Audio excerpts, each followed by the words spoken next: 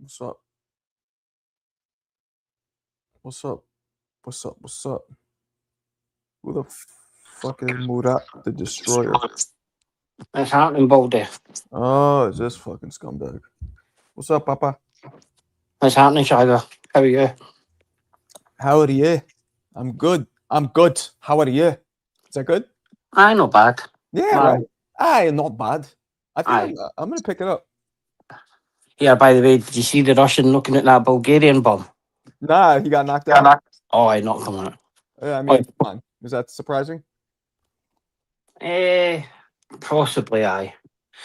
Possibly at a point, like, see, when I look back, it was 8 years ago him and Usyk fought, and he's done nothing since. Are they really talking about Usyk versus Wilder? Is that a real thing? That's a real thing. Oh, Jesus Christ. You know, crazier things have happened in this sport. Watch Wilder fuck around and hit him with that one shot and put him out. The only thing is, like, does Wilder deserve a shot? Probably no. In fact, he doesn't. If Wilder But what? deserves a shot at the title. Does he have a shot at the title? No, he shouldn't. He doesn't deserve a shot. Oh no, of course not. But Yeah. you know, maybe Usyk is either trying to go for what he perceives as an easier challenge, or he's trying to wipe out all the powerhouses that were around during his division. Although he's no longer a powerhouse, Wilder was at one point during this. In the same era, they were both dominant forces. I don't know. Yeah, because like the other way of thinking it is because he is undisputed and had all the titles, he doesn't really have any voluntary defences like Right. where everybody else kind of does. If they've got one belt, they'll get a Right. kind of tune up kind of thing. But maybe with Gassiev winning it, maybe they'll have another go at it. Because that's how mandatory now for the WBA belt. Hard to tell, man. It's hard to tell. I don't know. Because I was so disappointed. Like I was so disappointed when they two fought. It's probably the greatest performance I've ever seen in a boxing match. Usyk against him. He 12 none, 12-0 them in the final of the Super Series. Absolutely perfect. Usyk against who? Gassiev. It was for undisputed cruiserweight. Okay. But 12 not. It was an elite performance. 120, 120, 108, 119, 109, 119, 109. It was punch perfect. But I thought it was going to be like really tactical and really good, but it was just a domination. Okay. Yeah. Yeah, I didn't see it. I should. It was a one punch knockout? No. Tonight it was a one punch knockout. Yeah, tonight. I guess that's what I was talking about. My bad. Tonight was a one punch knockout? Aye, one punch knockout. Let me Left hook. Pulev versus Gazayev? Gasayev, yeah. Pulev versus Gasayev. Let's see what we got here. Is Gasayev? I don't know much about him.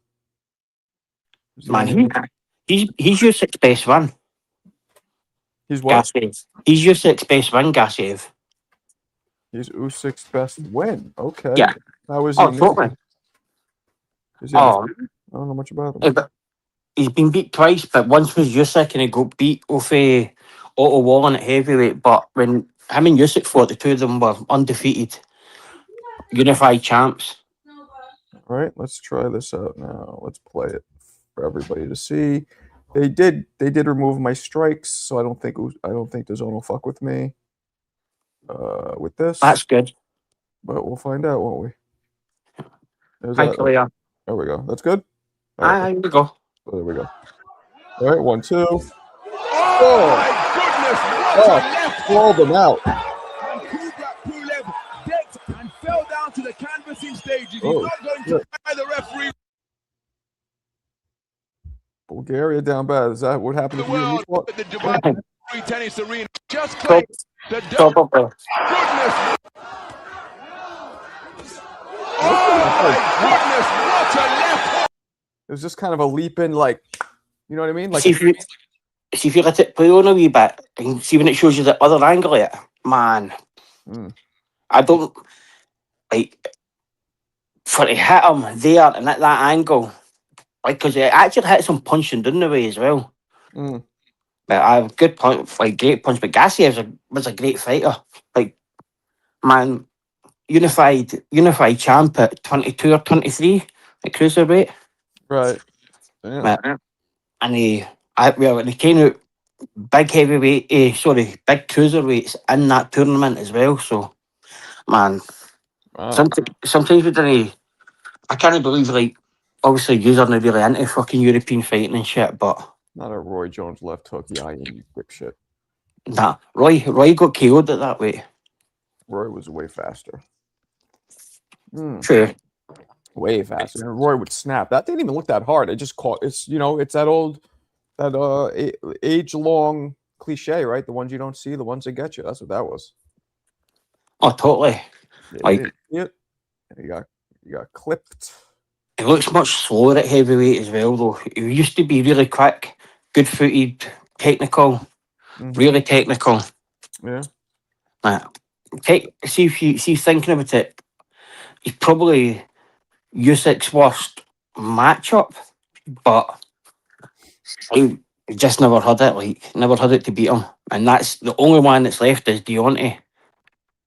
I mean, Usyk could fight a bunch of. Come on, he could fight Aitua Talma. He could fight Wardley. He could fight Ajit Caballel. Those are the 3 undefeated up and coming sluggers. But he's not And what's their route to victory? them. Aye, They what's their gotta route? They gotta land one punch. That's what, And who's the best at landing one punch out them all? I don't even know. Probably Aitalma, or I mean Wardley. I don't know. Deontay. Yeah, but he's not himself anymore.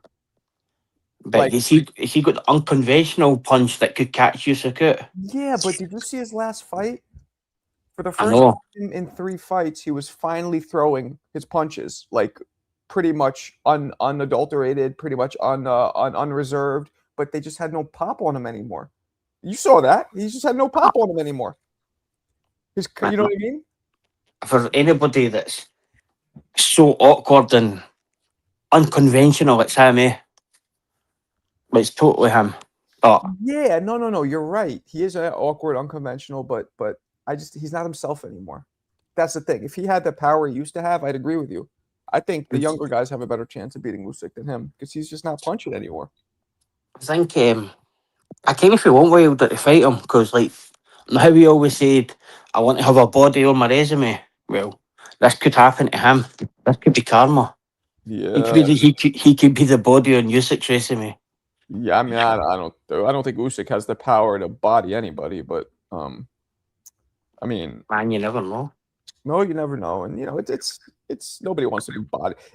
It's very unlikely that people get quote bodied in the sport. That happens very rarely, but Unless you fight Opataya. nah, nobody gets bodied. Shit, come on.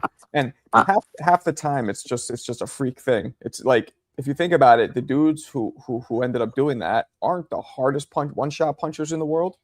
Bray Mancini wasn't the hardest puncher. Subriel Matias isn't the hardest puncher. You know what I mean? Gasayev, Chris Eubank. Chris Eubank, Gasayev almost had the same thing. Almost came this close. He's not the hardest puncher. But Wilder. He's a fucking clown, man. But Yeah. Man, they were going crazy last night, right? In the chat. oh Crazy. man, I had to come off. It was that bad that I had to come off. Yeah, it was bad. Yeah, is that why you jumped off? I was like, that's too much for me. I'm That's getting out of here. hilarious. It was too much for you even? That's funny. Yeah, it was a Oh lot. man, It was a lot. Those guys were bugging out. like Those guys I were bugging out. I like their passion in that, but man, Too much. sometimes even it starts to get talking about fucking fake Puerto Rican janitors and shit like that. Nah, I mean when you start bringing up people's children and their families, it's a little too far. You know what I mean? Oh man, It's it's too like- much, in my opinion. That's too much. But sometimes people need to learn that didn't poke the bear and didn't poke Cokie because he will pay for your flights and your hotel and come to your gym. Yeah, but Koki, in this instance, he Probably did wrong. He started. Well, he was wrong, but he started it. He came in and just started fucking with HLD. he just started fucking with HLD. Yeah, exactly. Some dudes you can't poke, but just to let you know, I offered everybody out in the boxing voice today. Got no reply. You did what? I went on to the boxing. They were all talking about border wars, having a fight, and I said, "Well, I'll be in America in June. I'll fight Oh, anybody." would you? Aye, nobody replied. You got to let me be in your corner though. No. Oh, you I, scumbag. I can't let you go, man. Why not? Fuck off. I'm not putting myself at a disadvantage. Why would I be a disadvantage? I'm not being 2-4. Nah, I went on and I was like, look, if you're not talking about fighting, I'll be there in June. I'll fight anybody. Then I phoned back in a wee bit later and gave them it Yo, again. mic check. Can you hear me, Marco? Oh, Jesus Christ. What's up, Alberto? Your mic is still bad, but we hear you. My bad, Marco. Do you want me to hop off? I can hop off. And No, you Aye, can Okay. stay. please. yeah, what's up, Marco? Did y'all get a chance to see the weigh-in, the Pacheco and Cedejo weigh-in? Nah, what happened? It was pretty uneventful as far as like drama. Honestly, I'm more hyped now for the Joe Cordina fight. I know he's moving up in weight now, trying to become a 2-division champ. I think this is the 135 mandatory for Abdullah's WBO strap. I don't know too much about Gabe Flores. Maybe you can you can make me privy to some like information I don't know, Marco. But his record, I mean, he seems kind of unimpressive. He's more of like a boxer, right? Not too many knockouts. He got beat up by Venado Lopez, and I don't know. That fight they seemed pretty scrappy. They look like they were drawing off a little bit. So I'm kind of looking forward to that co-main event. And then Ness's guy, Tito Mercado, I think he's on the undercard as well. So it should be a good little card, man. Something to hold us off. It's almost Christmas for us. Thank you, Jesus. It's almost his birthday. So, yeah, it should be a good little card, man. What do you think, Marco? Think it'll be good. Hold on. I got to take this call. Talk amongst each other, though, for a second. Yeah, no worries. What's up, you wee twat? What's up? What's up, you wee twat? Hey, what? How tall are you now, Alberto? Come on. Hey, let's talk boxing, man. Y'all dudes be kind of troll Come on on. here. Come on, Alberto. Just tell me. Just are you 6 foot with boots on or no? It's been a while. I mean, okay, okay, watch this. I'll say with boots, I'm closer to 6 feet. Oh, But I'm 5'10" without shoes. man, that's good. I love it. I like that part of Alberto. Did you Yeah, see the, Marco said you're 5'5", so I know that's why you're jealous. But it is what it is. I don't decide that. God did. I didn't do anything to earn my height. You get what I'm saying? You're a midget compared to me. But did you see the video I put in the Hangout spot? Coach Bermudez and Barry McGuigan.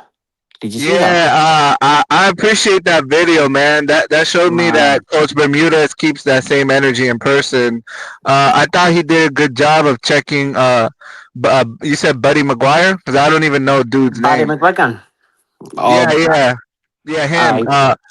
Yeah, I thought it was good, man, because Coach looks like he watches out for the best interest of his fighters. So I thought it was good. He called him out. He said that he'd be robbing his fighters. I mean, maybe Coach heard something. He's behind the scenes. He definitely did rob his fighter. But He does? Well, how do we know that?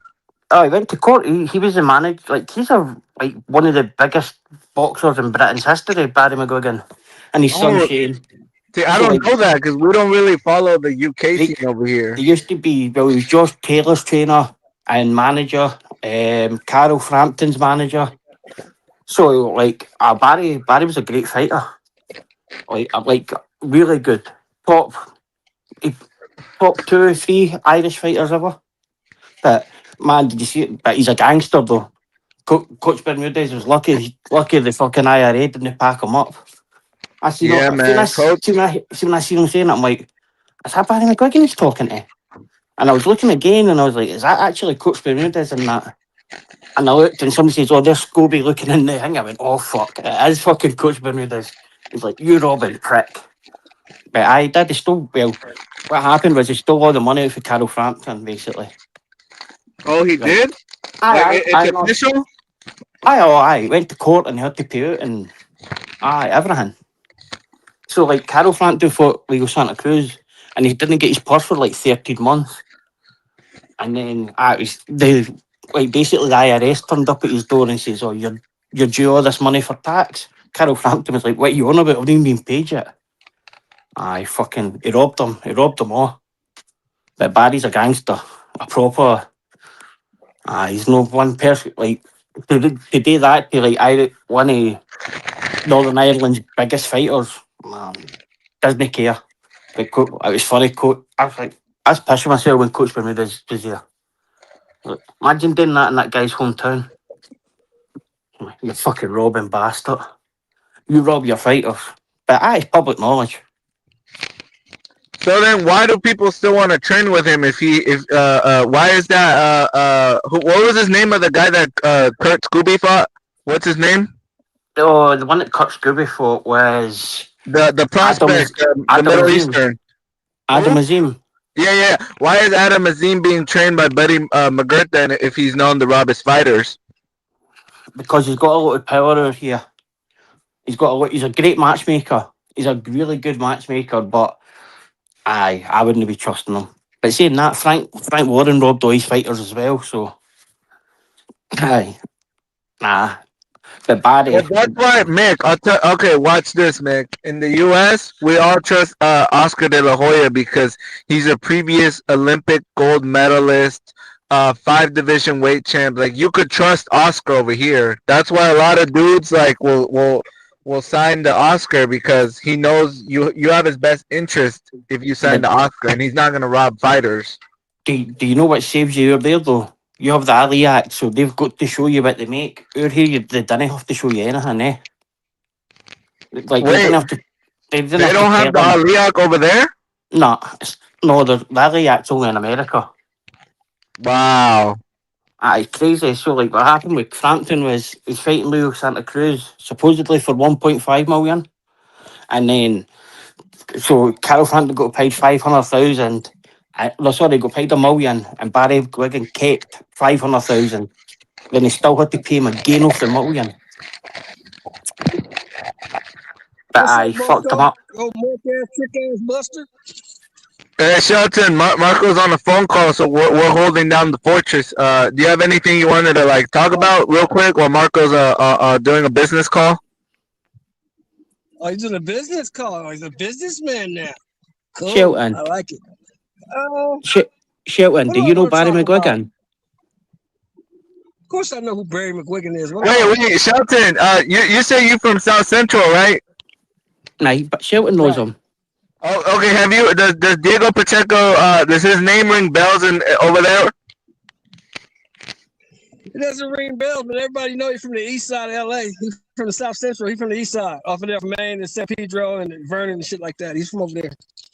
Oh, so he's from East Los. We no. So y'all don't jack him. He's South Central. Oh no. He's a known dude. What nobody fucking Diego. He got a hood pass. Okay. What do you think about his fight tomorrow? With him and Salejo? He gonna beat that dude silly. They got that little 5'7", 5'8" dude fighting Pacheco. Pacheco gonna smoke that dude. A lot of for Pacheco. Well, I was Claymore Rain. He's another blazer. Yeah. He was saying that it might be closer to a 50-50. So I don't know. Nah, it's not that close. I mean, he was just doing that for to make it sound good on the show. That dude got 2 chances. He's 5'7", 5'8". He got 2 chances against Pacheco. Slim and none. Yep, that's what I said. I think he's going to be most dangerous those first 4 rounds. We know he's going to be head hunting. He's going to get in there and just try to swarm him, and that's his best bet because after that, once Diego Pacheco gets his range and his timing, it's over. He's just going to box his ears off, maybe stop him or drop him. I don't know. I don't think he'll stop him, but he'll probably – what was that? I'll be shocked if it goes 4 rounds. You don't think it goes that? Nah, see, I don't know because I don't know about Pacheco's power. I don't think he's heavy-handed, but I also don't think he's pillow-fisted. I think he has decent power for 68, but I don't think he stops him within 4. I don't think that. Well, you're talking about a guy who's never even fought on that level. See, Well- He's never been on the level of Pacheco. no, he has an an amateur though. Shelton, he has an amateur level. He's fought in Billy in that amateur. He's fought at like a high level there, eh? So what? Yeah, but that's That different got from the nothing to do pros, with Mick. pros. Yeah. I know, but it's, when you're fighting high level there, it's no. It is much different for guys that are just in gyms fighting. Like when it's really high level, it does transfer. Mick, Shelton, Hey, Shelton, you're a little amateurs have nothing to do choppy. with the pros, bro. Nothing to do with the pros. Exactly. nah, it totally does. Huh? It definitely does. It does transfer over. No, it doesn't. At the elite level, of course it does. It doesn't. Well, how come all the guys? How come all the guys that are in the Mark Olympics? Breland- No, oh fucking, Mark Mark Breland was Breland's probably right. the best. Listen. Stop talking so much and listen. Stop There talking you so go. much and listen. Mark When you- Breland is probably the greatest American amateur boxer we ever saw. Right? No, You agree with that or disagree? Andre Ward. Answer that, Mick. My answer was Andre Ward. Right? Andre Ward. Andre Ward, not your greatest. Mark Breland did way more in the amateurs than Andre Ward. Let's just put that. Right, okay. Mark Breland wasn't that good as a pro. He was okay. He wasn't good as a pro. The amateurs don't necessarily transfer to the pros. Hilmer Kinson Exactly, was a Shelton. gold medal winner in the amateurs. Got to the pros, he wasn't shit. So don't tell me Nah, that they- amateur, just because you're nah. a good amateur means you're gonna be a good You've pro. got 'cause one. that's not You're true. using one example. You're using one example, man, but they definitely transfer over. You're saying somebody shite in amateurs but goes on to become really great world champion. When does that happen? Well, I tell you Never. what. We gonna watch this fight tomorrow, and then we gonna Who? revisit this conversation. How about that? My bad, people. Sorry about that. I'm not saying No, the other guy you will good, win, but Marco.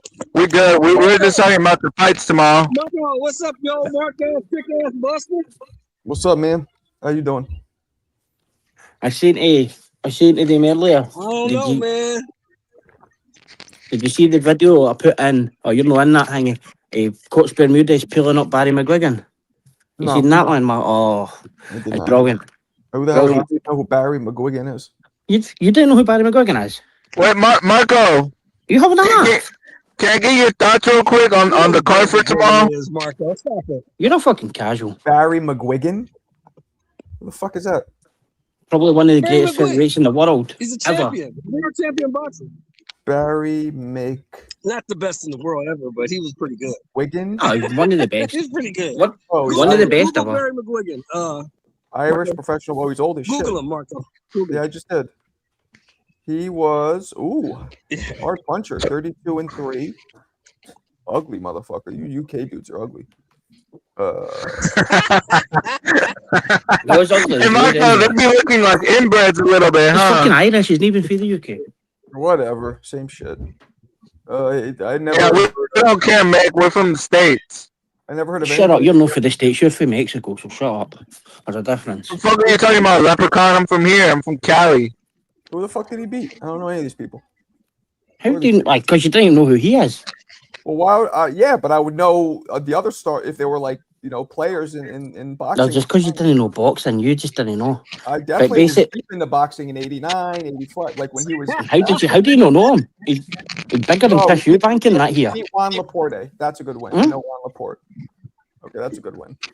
That's it. Just one. Marco, Alberto, go and turn What that he's mic off. What He's he's peace. saying, Marco, he's saying that you're an old Mark ass, trick ass buster. That's what Yeah, he's saying. maybe Aye, so basically, he Carol Frampton and that's manager, and he robbed him. and he's watching Coach Bermudez do the raps on Kurt Scobie, and Marco, he's like, "Shut up, Marco, Alberto, real finish." quick. I don't know how long I'm gonna be able to stay on. Like, I can't even fucking hang of this one. hold on, Leprechaun. Marco, Nobody can hear you, Alberto, for that shitty mic. Marco, can I get your thoughts real quick on the card tomorrow? Like, because I'm seeing like differing opinions. Like, who do you think wins, Pacheco or Salejo, and then the Tito Mercado fight? Can you do that? I don't know. I guess I'll lean toward Pacheco, but that guy's dangerous. He's heavy-handed, right? But I think he's like a foot shorter, and he has like a 10-inch disadvantage reach-wise. Yeah, it does. Yeah, he sounds like you're auto-tuned. Or sounds like you're a beast. Man, Marco, my mic's not even that bad. These dudes just love to talk about something. You sound like a drunk fucking Stephen Hawking. Beat it. It's pretty bad, Alberto. It got worse actually since the last time. Oh, come on, Marco. Hold on, radio. I'll say this. Honestly, the takes are bad without hearing it on that mic. I tried to lower it, but it won't let me. Look. Go ahead, talk now, Alberto. Hey, HOD, get your faggot ass out of the chat. I couldn't cook you yesterday because I was in public, but get your bitch ass on the panel. You didn't shout at Daddy now. Yeah, Marco, I'm sorry. I don't like getting messy on these panels, but this dude comes in here hella drunk, just tripping on bullshit. You gotta cut his mic, Marco. At least his mic fucking works. Beat it, Alberto. But I don't think he's drunk. I actually think he's sober. Personally, I know HOD. It's a rumor that you drink a lot. I actually don't. I think maybe you've been sauced maybe a couple times, but most of the time. That's bullshit. Don't you fucking listen to it. That's bullshit. What's bullshit? I didn't call somebody an alcoholic on fucking the internet. You were That's drunk. bullshit. Hey, Marco, if I ever see him in the street, I'll make him take a Puerto Rican knee, just like Cotto and Danny Garcia. Come up for 200, Alberto. Marco, let's get to the topic, man. We're just talking about bullshit. Let's. What do y'all think about the Joe Cordina, Gabe Flores Jr. fight panel, Marco? Joe Cordina and who? I'm sorry. Gabe Flores Jr. Ooh. He doesn't know any. If he doesn't know Barry McGregor, he doesn't know any of them. If I don't know somebody who fought in the fucking. Now Marco knows Joe Cordina. Yeah.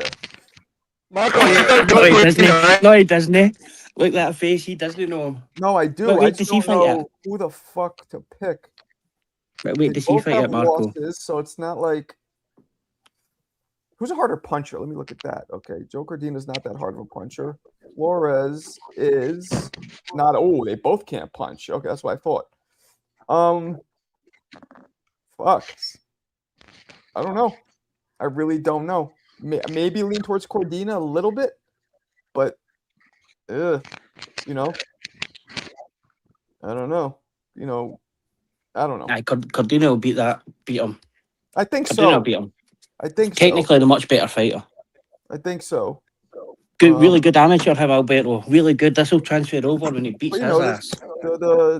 Flores lost to I believe Giovanni Cabrero, who's a good boxer. He lost to Bernardo Lopez too. Yeah. Cordina beats him. Alberto Lopez. look at Vega's name. He left Vega. He's still here. Alberto's old Mike. Alberto's old Mike. He's gonna talk for you now. Oh shit! They don't let me in because I was like, what? Yeah, I don't know. But I'm more excited for the Pacheco fight, obviously, than those shits. What about Tito Mercado, Marco? What do you think about Tito? He's fighting the guy that he's fighting that journeyman Mexican dude. What's his name? Help me out. Moran or Duran? Moran. Antonio Moran? Yeah, and he has a bunch of losses, Moran. Yeah, that dude's an embarrassment. How the fuck do you get knocked out by Devin Pillow Fist Haney? I mean, Mercado is a high knockout percentage. Who did he really fight? True. But he has a high knockout percentage. California dude. American. Anyway, Alberto, I thought you said you were only be 2 minutes. Fucking beat it. Honestly, we've got the International Space Station calling in here. Huh? I'm getting fucking Marco, signals I from really Twitter. can't understand the leprechaun. Y'all gotta put like subtitles on dude. I keep saying that when he goes on Johnny's too. Breaker, Everyone in the chat's like, breaker, what the fuck breaker. is he saying? Breaker, breaker, breaker, breaker. Honestly, that makes that old. I'm no surprised you're using Morse code, you fucking clown. Hey, Honestly, what's up, Alberto, Vega? nobody can understand you. Vega, what do you think about the? I know you're a big Tito Mercado guy. What do you think about the Moran fight? Yeah, I think Mercado's the greatest. Fucking goat. Well, your mic is low Hope as shit. Antonio Moran sparks him out so I don't have to hear about him ever again. I don't see that happening. You're wishing on the star at that point. I don't see him. He's been through the ringer, man. I think he's there to lay down and get knocked out Holy within 4. Yo, Alberto, man, please, for the love of the world, can you do Stop. something about that mic? It's awful. I mean, Wait, by the way, okay, Vega, you've been on Johnny's in here. Is the mic really like from 1 to 10? Fucking How bad. bad is it? Give it to me. Pause. 10. Yeah. It makes me want Like to a throw my 9. fucking I'd say it's phone like a at the 9. wall. I'll be honest, Alberto, that when you're starting talking, see that fucking alarm that goes off on folks' phones when there's a danger. That's what's gone. A natural disaster's happening. It's fucking Okay, so loud. is it just like the volume level? Or is it like screechy? It's It- loud. the volume mixed Your with takes are shite distortion. as well. It's not just the mic. Vega, yours It's is actually really low for some reason. Yeah, I could barely hear you, Vega. I don't know why. Every time I jump on your panel, it's so low. Nah, no, it's not. Nah, I don't remember that at all. This is the first time I can recall this happening. Not whenever used I'm in to- the car. I, In the I car. used to use the Safari link, but I downloaded a app for it because it kept kicking me off and it was low as well, Vega. Mm. Like, Well, no long ago, I used to have to jump in and out all the time, but yeah, I let don't me try going through the browser. I used the StreamYard app that works all right. A guest app or something. So, here, Alberto, give your pick of the weekend.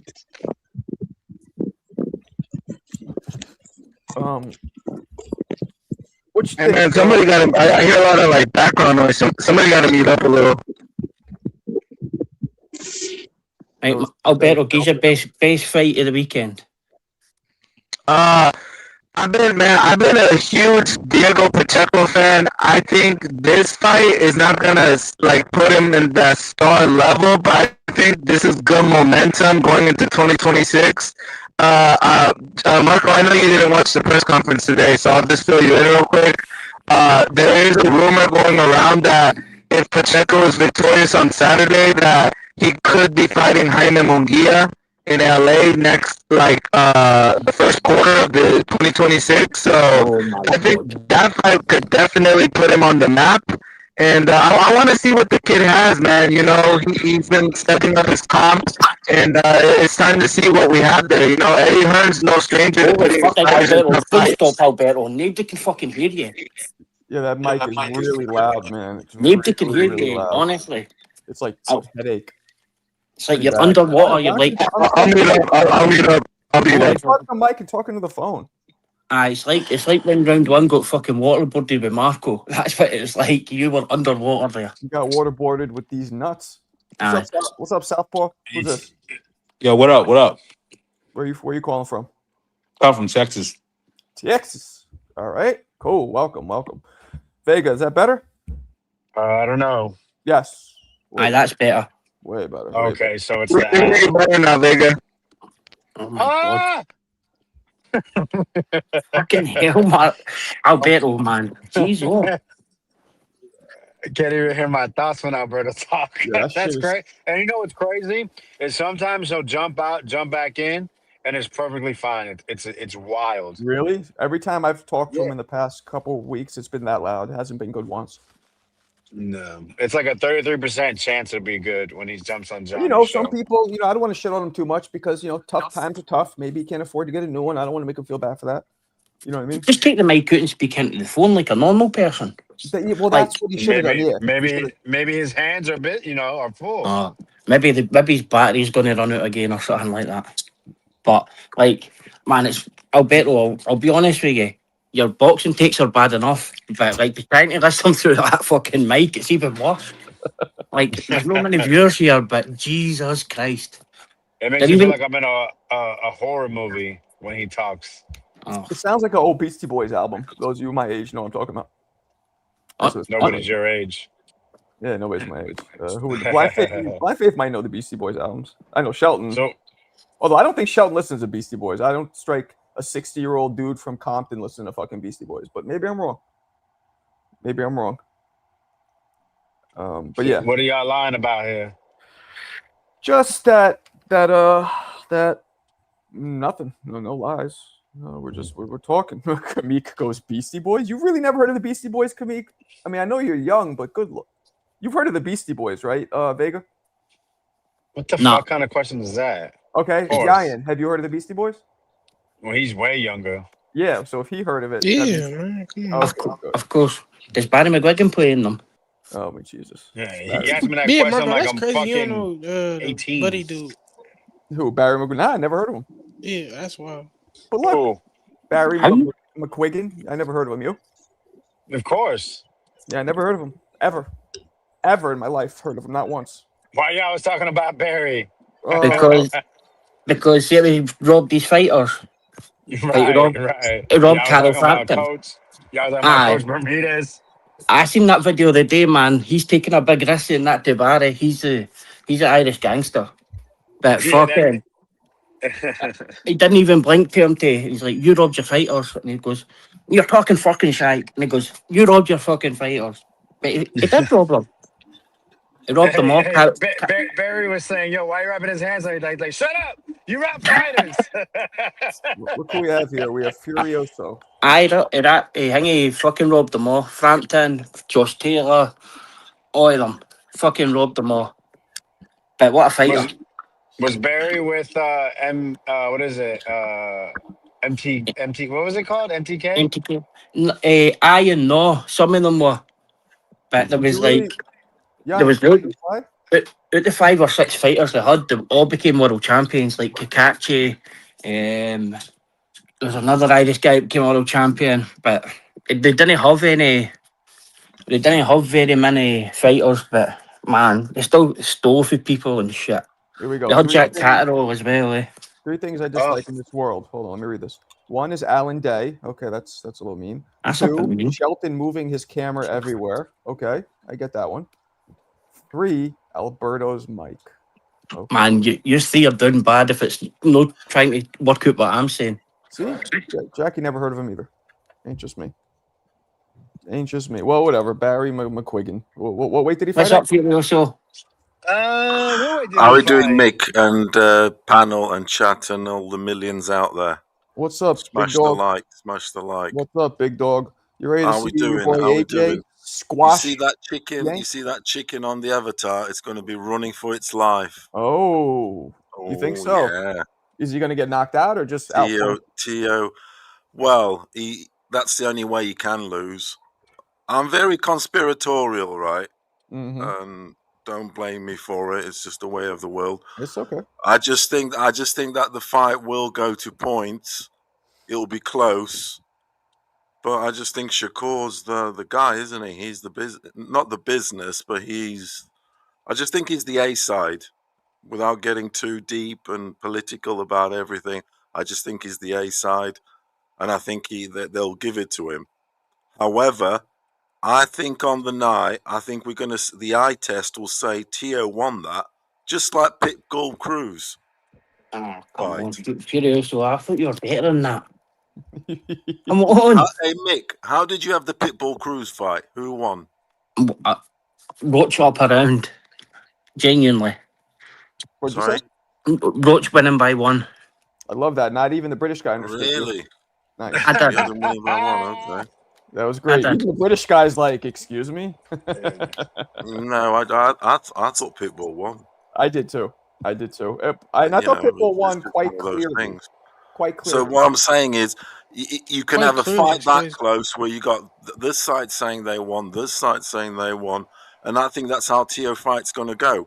So it's going to be a bit Stevens, but Shakur's obviously. I just think he's the American push. That's all. You've got to Why do you remember why though. do you think he's being pushed if he has a unfavorable style, maybe not the most attractive personality? Good question. Like why do you think he's being pushed Great among question. compared to others? Great question. Because America's always, I believe, always wanted supremacy in boxing. It's a bit like Russia, America, the chess thing, the chess battle, Mhm. right? Who- America wants to, because Crawford's going out. He's going out soon. He's not, he's getting on. They want someone to replace Crawford going forward for the next at least 5 years. After Crawford goes, there's a big void in American boxing. Who's going to take his mantle? And the guy who's been projected all over the press for many years, I've been reading the scribes, is Shakur. He's the guy that they say, look, he's the phenom. He's the unbelievable guy. He's the guy you can't touch. He can take boxing in America, sort of Hey, can I ask forward. you a He question can be the real pound quick? for pound guy. They want him to be pound for pound, in my opinion. That's Can I all. ask you a question? But why do you think him out of all the boxers Yeah, that's what I was America about to has? say. Ain't Devin Haney a bigger name? Ain't Gervonta Davis a bigger name? Because Well, I I'll just tell you wonder. why. I That's an just wonder easy why do you question think they to selected him? answer. Yeah. Mhm. Dude, that's an easy question to answer. He is, for his age, currently American. He's the one with the best credentials for his age, pound for pound. He's 3-time champion David Haney's in younger than three him. weights. 3 weights. So I believe they want to make him 4 because then he's closer to 5. Yeah, he's But still young. Devin, Yeah. Devin's about 2 or 3 years younger than him though, yeah. I think Devin's only about 26. Yeah, Shakur's older than but him. yeah, it's between Shakur and Haney. It is, but them guys are not going to fight, I are they? think a lot of people just live in the YouTube void. Like, it no really matter. Pitbull and Lamont Roach was close. And see if it was around to each or around the other one. Like, that can happen in boxing. But, Of like, course he can. Of course he but can. in this Um, YouTube void, you get the Mexican people saying, oh, a fucking Pitbull won, Pitbull won, Pitbull won. The Tank fans saying Pitbull won, Pitbull won, Pitbull won. And then Tank haters saying, oh, it was definitely Roach. And it's like, it doesn't really matter it doesn't really actually matter how the fight goes. That's how the thingy. We're watching Crawford and Canelo in here, and HLD had it 6-0 to Canelo at one point. And it's like, but Well, that's just how that's just what this void you happened. fancy, yeah. I Whatever have it Like, tickles Norman the winning. fancy, to What be you talking honest. about? it's 50-50. just the void, but like, it doesn't matter. See if somebody doesn't knock the other one out, they'll just always say, oh, I was definitely going to get this. He's definitely the favoured fighter.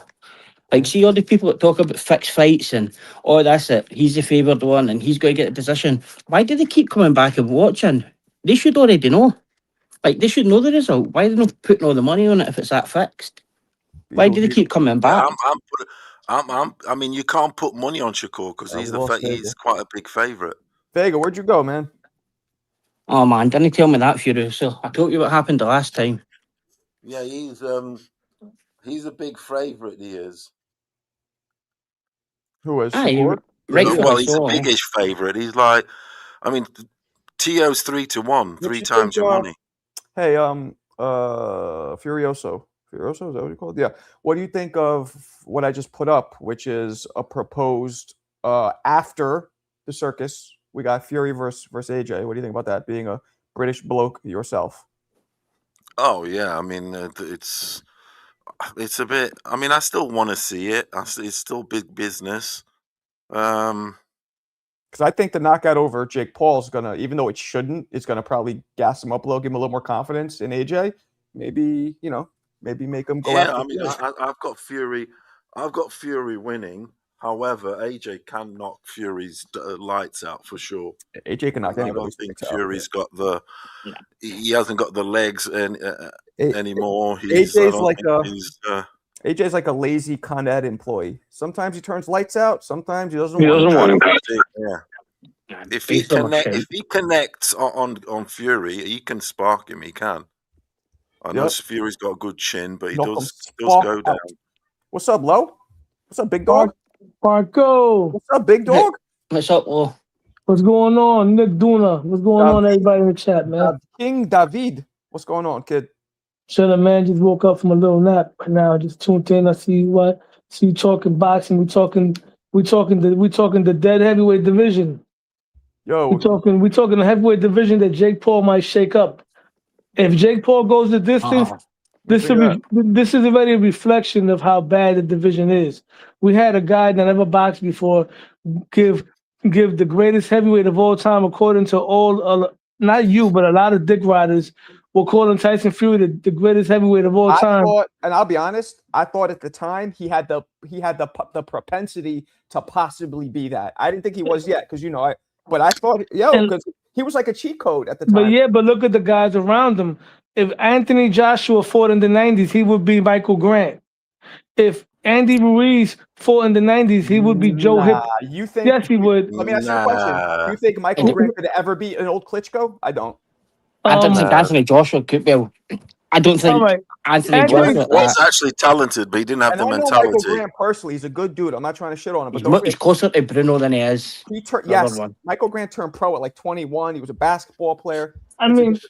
Actually, it's probably more close to Herbie Hyde. Hey, Mick, I tell you, who'd be a champion now? Herbie Hyde. Do you ever remember Herbie Hyde? Herbie Hyde would definitely be a champion because Herbie Hyde was a smaller heavyweight, right? The only heavyweight today that reminds me that will be somewhat competitive with the 90s. And when I say the 90s, I'm talking about the early to mid 90s, right? I'm not talking about later. I'm talking about the group of Mike Tyson incarcerated, Evander Holyfield, George Foreman 2.0, Ray Mercer, Riddick Bowe, Tommy Morrison, Ray Mercer. Those are the no. David Tua came in a little bit later. I'm talking about the early 90s. Name them. Who? Name them. I said I named them, and I said the only one that would do good will be Usyk. He comes from that style, so I could see Herbie Hyde doing good today because Herbie Hyde was a pretty good guy, good fighter. He just couldn't be a champion, but he gave Riddick Bowe a good fight. Povetkin could. Huh? Povetkin could. If Shakur said that. Fury. But Povetkin was an outstanding heavyweight. For sure, man. Shout out to steroids. Hey, man, if Shakur said that Tyson Fury is the greatest of all time, he's still good. He's still good that none of them wanted to fight him. He was 40. Is that my Uncle HLD? Yeah, HLD's up in this bitch. He said Uncle that backwards, right? Theo HLD, what's up, man? Yo, did you guys see the sparring they posted of Terrence Crawford knocking down Bradley early in his career? You seen that? Put it in. Put it in the chat. No, I didn't see that. What I caught was he just released Bradley. the sparring. Put it up. I caught was Bradley announcing that. He's announcing. He's saying that is going to be Ortiz versus Hitchens in the undercard. Did anyone tell you that you sound far away? Low. Who sounds far away? You do. Excuse me, guys. HLD. Yeah. How does T.O. beat Shakur? You sound way further than usual. We're not going to talk about the gameplay. He puts his foot so far up his ass, all his feathers are going to fly off, bro. Yo, real quick, Vega. Has he got it? HLD? Hold on. Is that Vega? Assure me. Yo, Vega. I need your assurance. I need your assurance.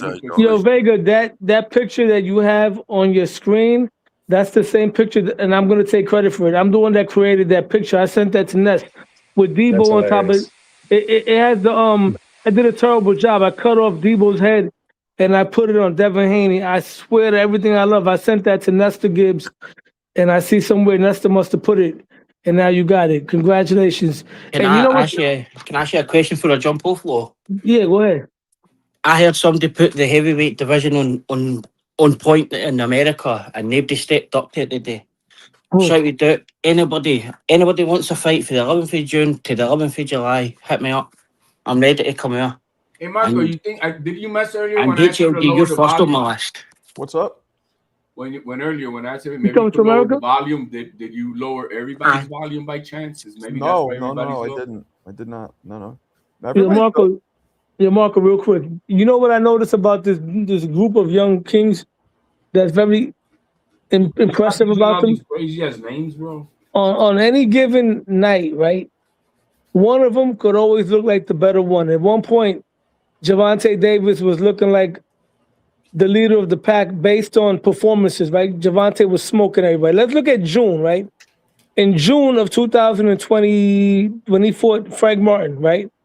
Gervonta fought that month. Tio fought that month. Devin fought a few months before that, maybe. And Gervonta, in my eyes, looked like the best one. You know, he walked down and put Frank Martin to sleep. Tio went life and death with Steve Claggett. Devin Haney got beaten up pillar to post by Ryan Garcia, right? Fast forward.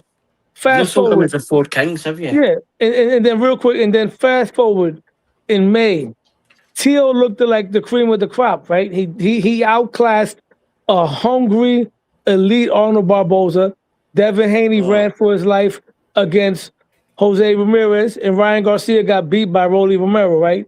Fast forward, Devin Haney, who was being ridiculed, and not in my eyes, looks at the best, but a lot of people are looking at Devin at the top based on his performance. And now come January, the winner of Teofimo Lopez and Shakur Stevenson will be the one looked at as the best. This is how unique this group is. They can all outshine each other on any given night. Yeah, but only one guy has been able to show he can outshine the elite guy. The guy, on a given night. Now the other one. Hey guys, the winner between Shakur and Teofimo becomes basically the number one guy in America, so to speak. Absolutely. Yeah, he becomes the guy who crashes the top 5 pound for pound. And they're both going for greatness. This is literally as greatness as it gets, this fight. Because one guy's going for four-weight champion. Tio's going for what? Is it 3-weight? No. Tio's going for his third pound for pound guy. These guys are literally in each other's paths for the generational guy to take boxing forward, certainly in America. It's absolutely.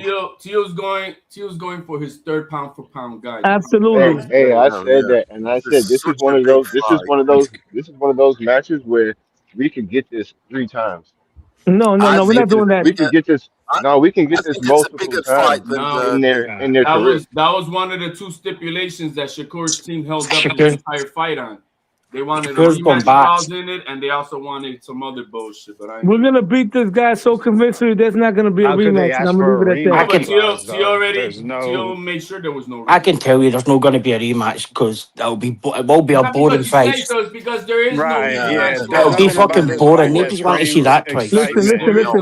Let's be fucking honest. Nobody wants to see that shit twice. Listen, I spoke to Senior, and there's a list. Just like Devin Haney, Bill Haney had the list. Tio has the list. The list is. Don't start with no list. We're not looking past Shakur, right? He's an incredible fighter. He's the second coming of Wilfredo Benitez. and we're gonna do what we do with him, right? He's a legend. He's gonna be a legend. Didn't do that, man. Now the list. Don't try to put Tio on. You've already killed off Brian Norman Jr. the mechanic. We have a list. In January, there is no list. Listen, in January we have Shakur. In June, right now we're going on a black Puerto Rican list. Right now we're going for Shakur in January. Let me talk. We're going for Subriel Matias in the Garden in June. We're gonna smack him around, and then we're gonna go for December. We're gonna have Hitchens competing somewhere along the lines with Keyshawn Davis because we got unfinished business there. And then to start off 2027, we're looking for the Boogeyman. We're looking for Michael Myers. We're looking for Devin, Debo, Brick Haney. That's how we're gonna clean this up. Get that corny TBV shit out of here, bro. Yeah, Gashev already packed him up. Corny. I wouldn't worry about him. You should start talking like that. Man, Tio's lost it. Tio's lost the fight. Tio's already lost it. Because see when they said, who you ever beat this elite? And we know what happened to Canelo when he said that. Who you ever beat this elite? Ricky Burns? Victor Postel? Who the fuck are they guys? And then he got his ass beat. You can't ask you questions. Who you ever beat? You're fighting me now. I want to send a shout out to the original queen of boxing YouTube by the name of Jacqueline Hernandez. 344. Shout out to you, queen. I see you in the chat. Shout out, Jackie. AKA Jackie. Try to flirt with her while wearing a Charlie Brown shirt or sweater. Yo, this is a sausage party. It's only right we acknowledge the queens in the building, man. Yeah. It's not about you guys. Do you not think it was weird that T.O. said at the press conference, I've never lost to a southpaw, and That then was his fucking father. That was his right, father. That and was his then and father. Shakur goes, I've never lost to an orthodox. Shakur should have just says I've never lost. Why did you have to put it? Why did you say I've never lost to an orthodox or a southpaw? It doesn't Because really the matter. kid doesn't even know that Florida's in the east. So I mean, what do you expect? Yeah. Are you guys falling for that? I believe, Are you guys honestly, falling for the fact he's really We good fell. We against fell right on our southpaws? faces. You never, they made what do you think? Shakur look I believe intelligent everything yesterday. fighters say. If They it wasn't true, they wouldn't say it. honestly, they made Shakur look fucking intelligent yesterday, and that's hard. They made real him quick, look like Neil deGrasse Tyson sitting up there. is that Southpaw TV, the Javante Davis Dick Rider in the panel with us? No. Oh, okay. My fault, Southpaw. I thought you was the other one because I heard he had some nice words to say about me. No, this But that's not is a him. nice guy. Yo, shout From out to you, Texas. Southpaw. Shout out to you, bro. My fault, man. You got many Hagler there. No, that's not Southpaw the crackhead, bro. That's not him. Anyway, what about the Prime Russian King knocking that Bulgarian out tonight? Boff, take that. Fucking Pulev. Take that, yeah. Did you watch that? Did you watch that fight? It was a bit of a nice knockout. That left hook. It's like a turtle trying to get up. That'll be like what Marco's like. That was a very nice left hook. I mean, He was just dead waiting shot, man. and timing him. He was timing all night long. A bit like Povetkin was doing. You know when Povetkin knocked out. Doing it right, aye. But Yeah. like, see, I liked how the angle he came in and managed to still get it in the way.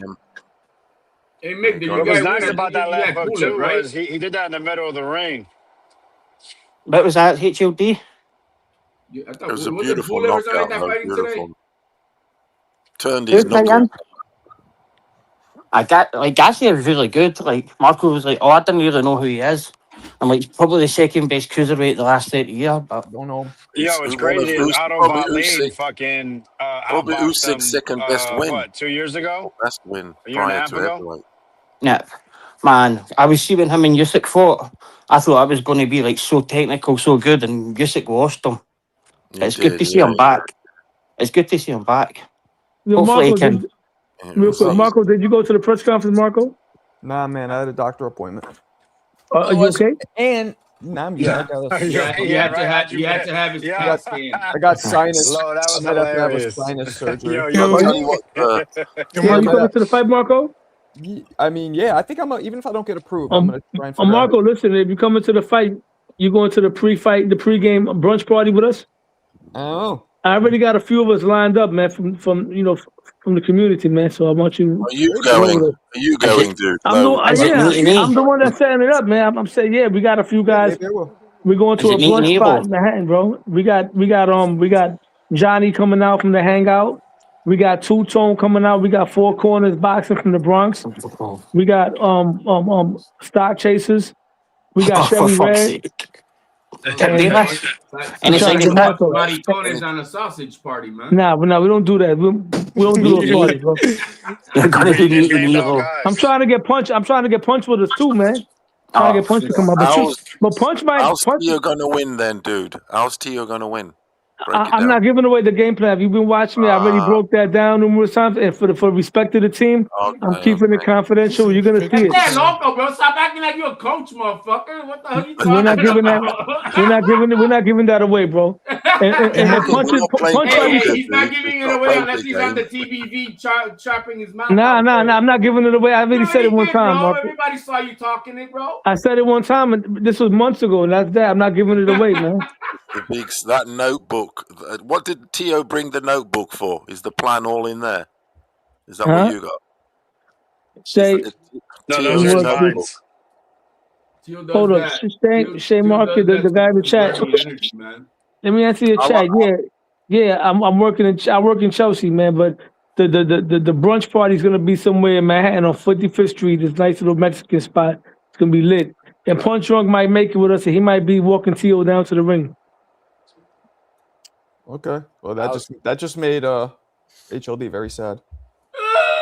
Nah, HLD's part of the seven, the Fantastic Seven. Listen, HLD's not turning up after last night. Shit like you doing, HLD's not gone. He was put in his place last night. He'll be There's, staying there's, home. there's He'll only be going to 7 watch of us Xander. fans. There's only 7 of us Teal fans, but we'd allow this once, bro. But Stop it, bro. You know that stadium's going to be chanting only one fucking name. That kid has Gordo. never heard anybody do that in his I'm life. talking about on YouTube, nigga. On YouTube, it's only 7 of us. In reality, you're right, HLD. Tio, unlike a lot of your favorite fighters, doesn't get booed. He only got booed when he said cringy stuff after the fights. But in the ring, I've never seen that man get booed because skillfully, we're looking at a combination of young prime Camacho, Roy Jones Jr., and pretty boy Floyd Mayweather, right? Outside the ring, his jokes is not funny. But inside the ring, greatest thing. we're going to dominate that fight, bro, and I'm going to leave it at that. This is the greatest Latino fighter Is since there Roberto any bit Duran. of Duran? Don't you see Duran in him at all? Not in terms of style, because Duran is not as athletically gifted. Duran was a bigger puncher, but in the way Tio challenges himself, he called out Bud Crawford. Yeah, absolutely. He called out Jerron, the murderer Ennis. You know what I'm saying? He called these guys out. He would have fought them. They sent Ennis an offer. He said yes on Friday. He said no on Saturday.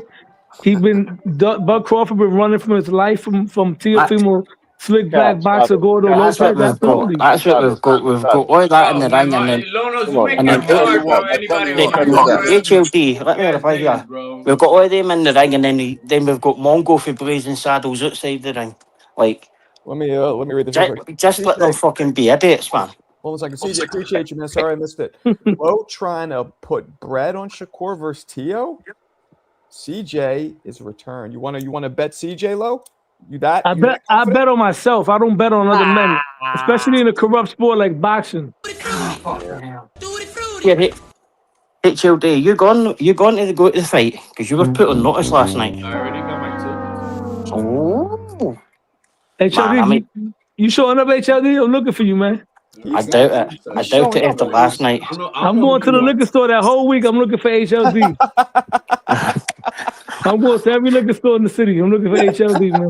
This mofo. He'll be out behind a bin somewhere. Will Haney shit, bro. See if you look behind like the curtain and that's where he'll be hiding for Cokie.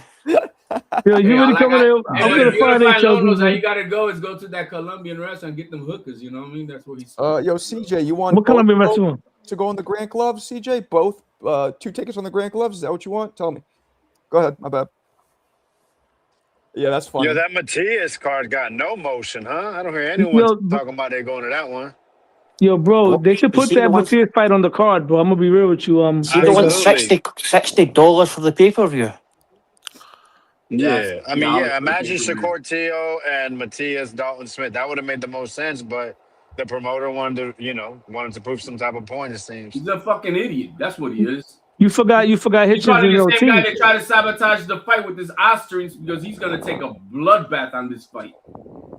Yeah, do you know how bad it was? I actually got chucked off of fucking round one's panel the other day because they were like, why would they didn't understand how purse bids work. And I was like, if Eddie Herman won the purse bid, you have to fight in Sheffield. And he was like, no, we champion, we don't go anywhere. And we gave up belt. And I went, oh, is that because Matisse isn't a Boricua? Oh, you can't. My team's a bunch of fucking idiots, bro. They all went fucking mental at me. You're morons, bro. Yo, round one is good people, man. Shout out to him, man. But round one's a good man. Everybody has. He's un lambong like you, bro. He's over there lamboning to fucking Nestor gives balls, bro. Fuck him. Who are you talking to?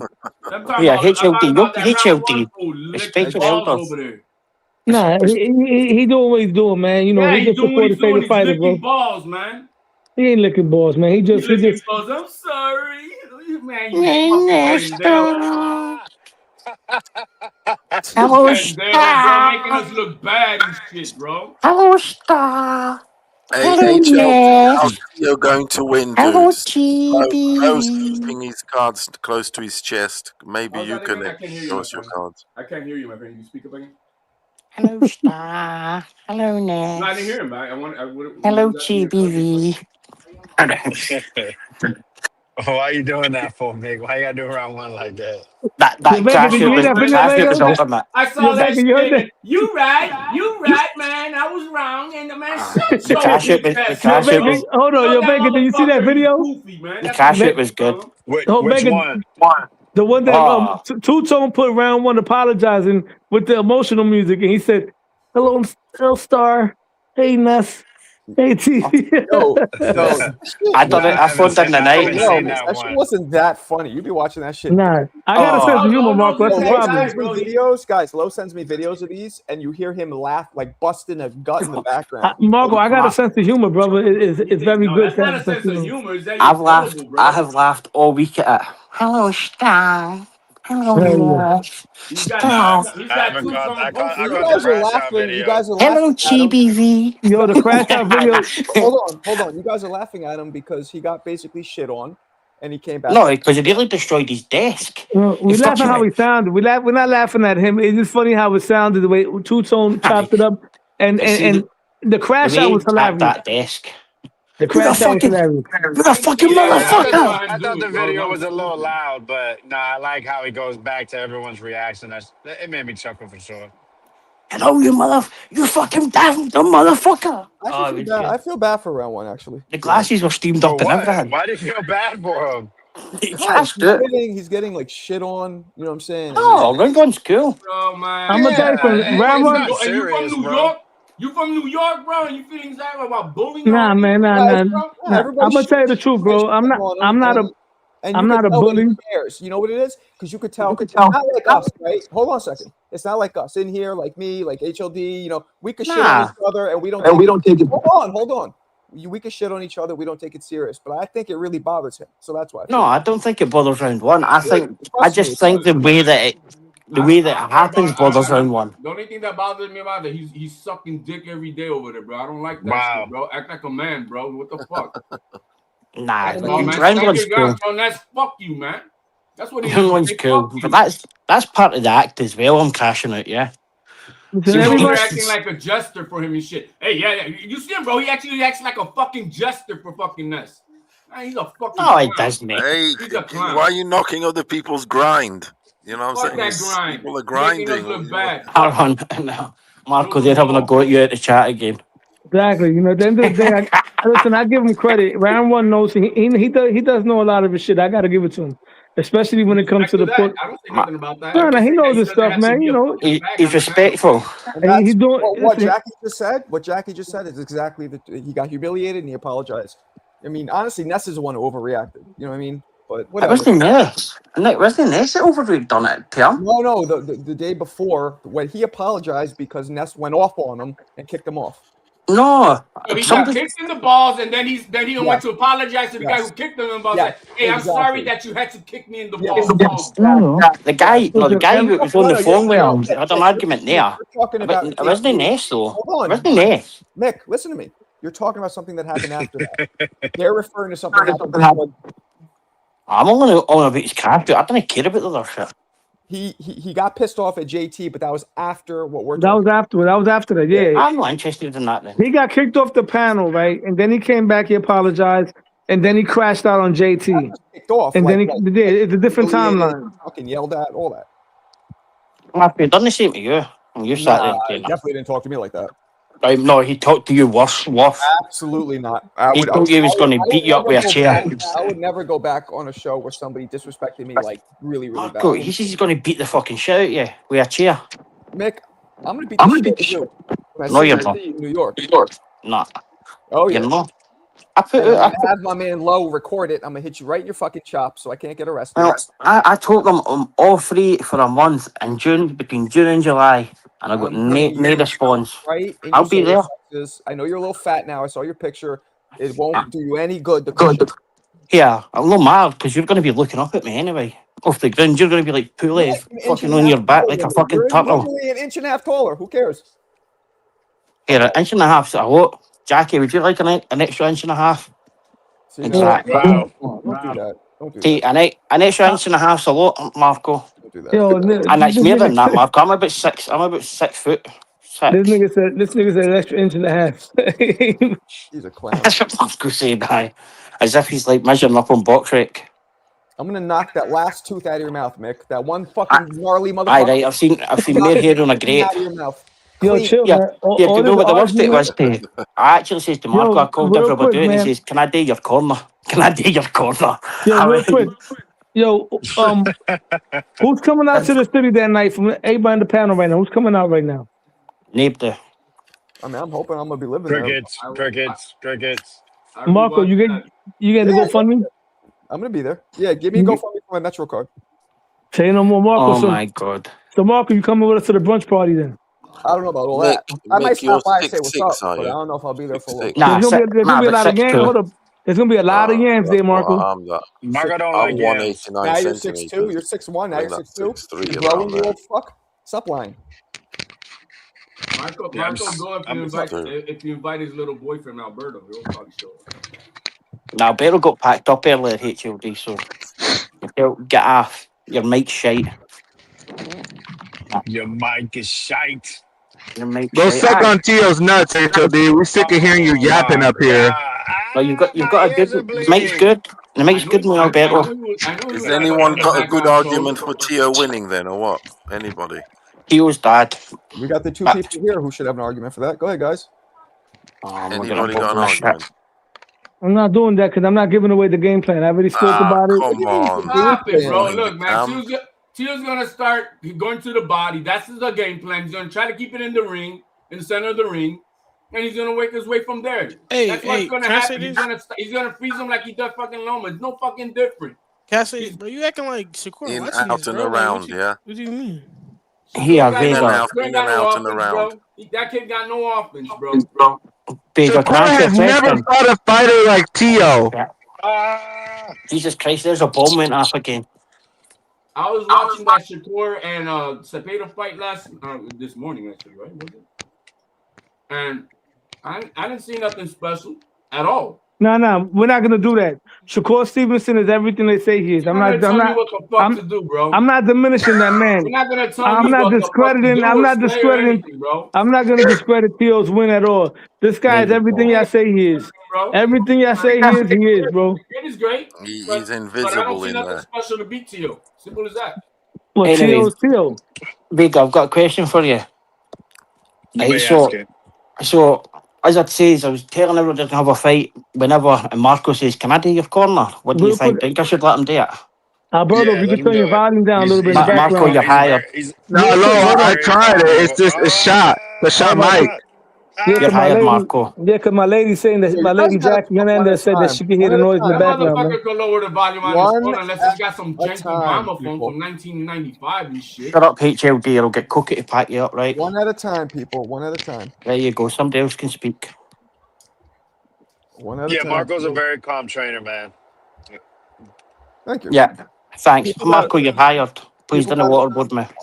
But Look, Mick, you're hired though, bro. make sure you brush your teeth because that 1 tooth Why do I have to brush it? Because you're going to knock the last one out. That's a waste of toothpaste. probably smells bad. Why am I going to waste toothpaste if you're going to knock it out?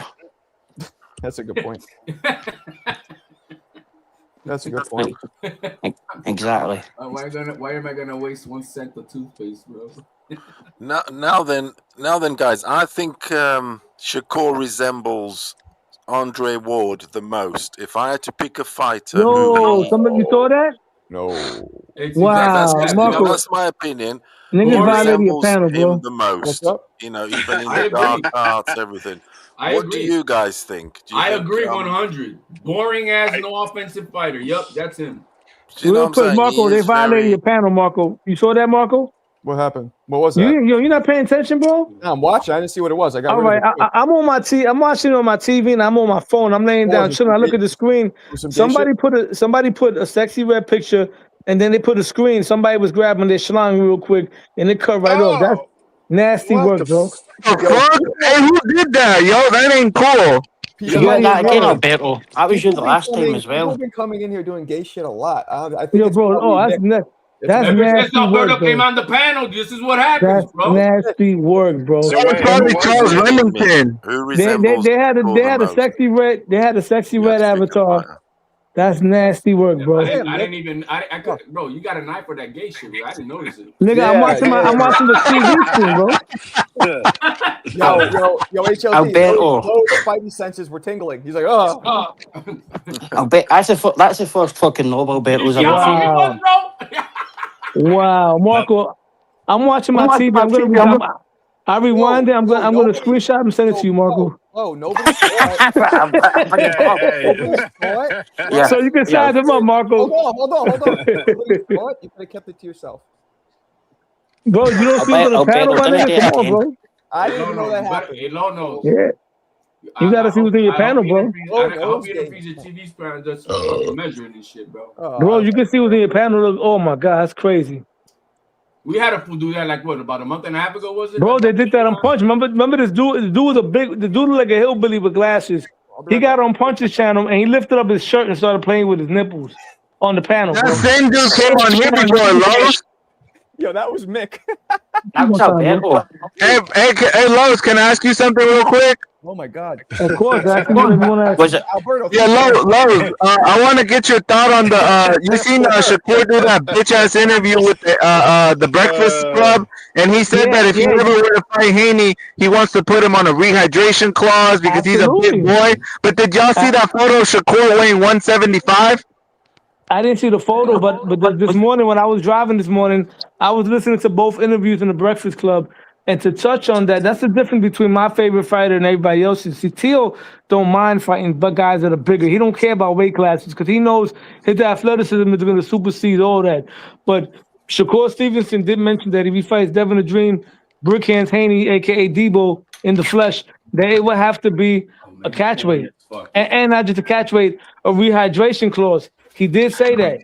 Yeah, he did say that. Did you see that person's face that was doing that? Well, no, I didn't see that.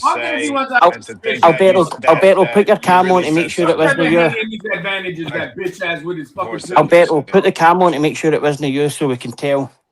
No, they're not on it no more, bro. It was somebody, it said Sexy Red.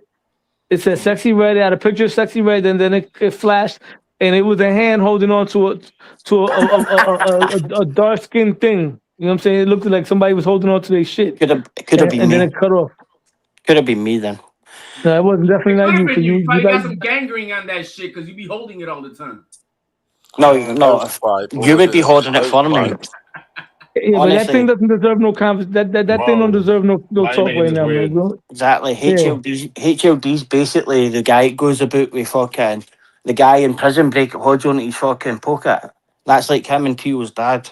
Just hang on here, pulls the fucking poke out, and HLD holds on. Hey, I'll say this real quick. Tio showed a lot of composure in that press conference interview. Like he's been here, done that before. Shakur looked a little nervous up there. He seemed like he was trying to convince us, like he was trying to convince himself. I don't know, man. I'm starting to lean towards Tio, man. You're trying to convince us that actually happened. It was not feed into his energy that he expects Tio to have. That's all. Yeah, let me tell you something right now. I agree with that take. When they had the one-on-one sit-down, Teal looked more poised. And not to say this as I'm going against Teal, because I'm not. I don't really put too much emphasis on shit like that, because when Teal had to sit down with Lomachenko, Teal looked like the one that was nervous. Everybody was saying that Loma was staring him down like the Terminator. They said Teal looked nervous. And then we saw Teal going there and kill yourself. Oh. So we're not gonna... Hey, Marco, there's a troll in here.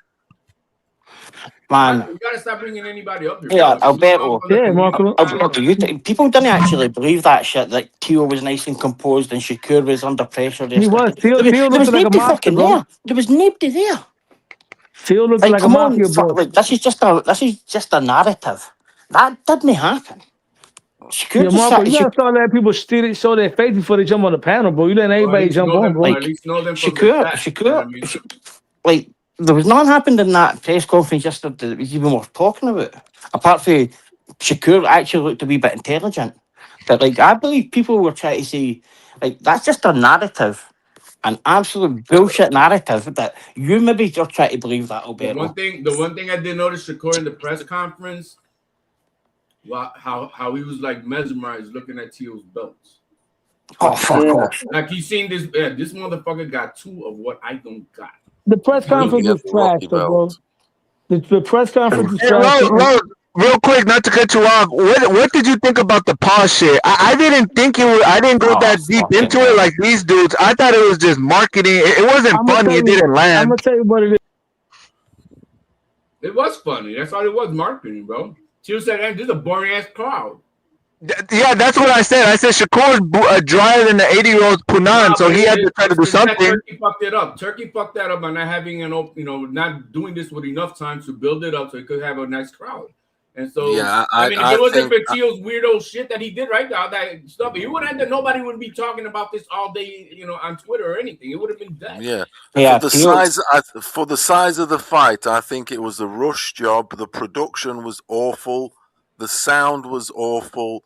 It really was a bad show. Really it was. They really It's a good thing. It's a good thing that the Teofimo and his dad, they sort of like I think they saved it. They saved it. Yeah, they did. They did. With the way they are and their personality, they literally saved a fucking abysmal show. Furioso, The there's nobody there. The sound was awful. Yeah. It was terrible. There was nobody there to impress. Hey, and that's 2 times in a row that Teal saves a fucking press conference, bro. He did save. I think they did. What you saving at that point? I'm talking from the production point of view. Even the production, Bad the sound was going off. Yeah, it was all over. There's a lot of feedback with the mics. That's true. Like they're on like beginner. Like, come on, man. They sounded like you're a beginner as well then, because that's what we get off of your mic. But like you can, like, being so honest, like that press conference was nothing. There's nobody else there apart from journalists. Man, we can't understand you. Pass the mic. It wasn't anything to do. Understand you, bro. It wasn't there to fucking save a fight or save a press conference. Nobody was walking out of it. Real quick, Alberto, you asked me a question, then I got cut off. What happened? You dropped off, or Marco? I don't know why, my shit got disconnected. But to answer your question, that whole shit was corny on both ends. Teal, I'm gonna be real with you. Teal's my favorite fighter. I'm not a fan of his jokes. He's one of those guys that he has corny. I don't like him, bro. No. Because I keep it. I'm a real nigga. Come on, don't fucking cut me off, nigga. Let me keep it real, Bree. You could be my people's. I'm still gonna tell you the truth. I think his jokes is corny. It wasn't corny. It was funny. It was corny, bro. That was corny.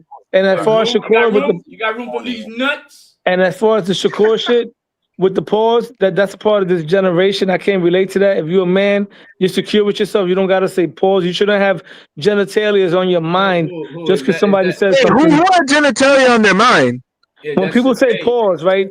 That's you have to do inventory in yourself. If we're having a conversation, I'm talking. Hold up. And I'm gonna jump over real quick. You got the whole day for yourself. And let's say we go to the baseball game. And I say, listen, I want to order a hot dog, and you say pause. You got to check yourself. I'm talking about eating hot dogs, and you're talking about something. You have something else in your mind. That's a sick thought process. I'm talking about that cheesesteak was long, and you're talking about That what means the fuck are we doing, bro? This is crazy. I'm giving you an example. Yeah, that goes to show what's on your mind, bro. You feel what I'm saying? So that's something of this generation. I'm a 40-year-old man. I'm a man's man. I don't play that shit. And they were both corny. Teal's jokes. I'm a woman's man. Teal's jokes. Teal's jokes was corny, and Shakur was corny. But the one-on-one sit down was definitely Teal 10 rounds to 8. Yeah, he knocked. Bro, he did on both ends, bro. On both ends. I know who didn't like the press conference. It's Shakur Jigama. HLD. See, when they said that shit, and then Turkey was right on the phone, he got told, he was told off his Saudi. They didn't embarrass us talking about shit like that. Get on that phone, and then Teal went all quiet. No, you can't be talking about homosexual shit. You can't talk about homosexual shit from your employer. You can't. After that, Teal doubled down. No, he didn't. Real hard. No, he didn't. He can't talk like that in front of his employer. Right? Hey, real quick, Lowe's, do you think that T.O. Sr. already figured him out? Because at the press conference, he said, we already figured you out. You think T.O. has that plan already, the game plan to neutralize Shakur? Absolutely. That's why he turned up with the notebook. Absolutely. As if to say, look, we've drawn up the plan. Let Lowe's go, please. They've been studying Shakur, right? Just like they study everybody they fight. And just like they came up with the master plan that neutralized Lomachenko and had him with his hands in his pocket for the first 7 rounds. They neutralized Josh Taylor, and they have a master plan that's going to neutralize Cambosis. Well, guess we're not talking about that. His athleticism. Oh, so they master plans work for the other ones, didn't It was the body shots that froze fucking Lomachenko the first it, time. it wasn't just the body shots. It was he took his angle. We could talk about something that happened already. He took Loma's angles already. He took Loma's angles away. He went to the body. And yes, I'm correcting you. No, you're not. There's no chance Teo's dad's got any intelligence to watch Shakur out. It's as simple as that. Who the fuck is Shakur Father? Y'all keep giving him this IQ. Yoshino? Who? Shakur? You better put some respect on Padley, you motherfuckers. Nah, like there's no danger fucking. He's a UK pound for pound. Yo, Marco look like he about to take a sip of that empty cup. Let's be honest. There's fucking no danger that fucking Teo's dad's working out Shakur. Get the fucking out of here. Yo, Marco, where's that empty coffee? Here you go, the empty coffee cup he uses when they're crashing out on him. Why do you think that's so funny? You fucking love Tone, man. Yeah, he does, bro, because all he does is just repeats the same type of joke. Yeah, you do repeat a lot of Tone shit. You love fucking Tone. Or the model, the Debo, and whatever that TBV shit they be doing over there. All you've done for 2 days is repeat what Teo said. That's right. Do it, get him. Yo, that's right. Get him. Oh, he was all quiet. He was all quiet when Cookie packed him up yesterday. Anyway, Nick, shut up. I've he'll told meet you. He got packed up, and you better shut up before I pack your ass. I've told him. I've told Lo that I think he should come up with his own original shit, not use that crap. I've told him that already. I got my own original names. Teofimo Lopez, Slick Black Boxer Gordo. Oh shit, man! But you're using his cadence. Shut up, HOD. You know what I mean? What? You're using his cadence. Do it with your own flavor. You're a different dude. Marco, mute the leprechaun. He just keeps talking over you. Yeah, I'm about to. Basically, shut up. I mean, I like that he told you to shut up, but he should shut up too. You should both shut up. Only you, Alberto, because your mic is just like a fucking headache. And your takes are shite. Jesus Christ, Mick. But yeah, who's also? At least I'm honest. Like I said, according to Tim Bradley, we're gonna get Hitchens and Jermaine Ortiz on the undercard. That's a good fight, but you know what's crazy though? What's gonna happen in that fight is that people are gonna say Hitchens beat him better. How can't you? How about you say that's a great fight? Now it is a great fight. It is a great fight. But this is gonna show exactly what I say, right? I bet you Jermaine Ortiz doesn't fight Hitchens the way he fought Teal, right? He never fought like that. It's like what I tell people all the time. These guys have never fought. They've never fought a back foot fighter. We've never seen Shakur or Devin Haney or Hitchens. We never seen those 3 fight back foot fighters. Why? Rose, can I ask you a question real quick? What Shakur do you think shows up? The one that Zepeda fought, or the De Los Santos Shakur? De Los Santos, man, that's a fact. The one that fought Zepeda would not show up against Teofimo Lopez. No. Bro, I just watched that fight. He was getting tagged the fuck up. I don't know what. And he got dropped. Performance. I don't know what.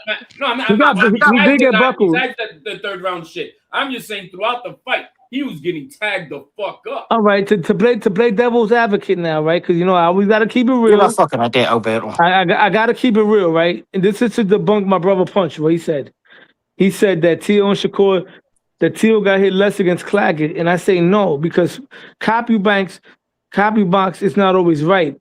Teo got hit with more clean flush shots in his face against Claggett than Shakur did. No, he did not. Hold on. Before you speak, hold on. What happened because he was fighting on the inside. The difference between Shakur and Teo's line of defense, Shakur is better at catching and blocking punches. Teo is better at slipping and dodging punches, right? Shakur got hit more because he got a lot of punches caught on his arms, his shoulders, his body. Teo got hit more in his face than Shakur did. Shakur looked it better against. Shakur looked it better against. Listen to me, man.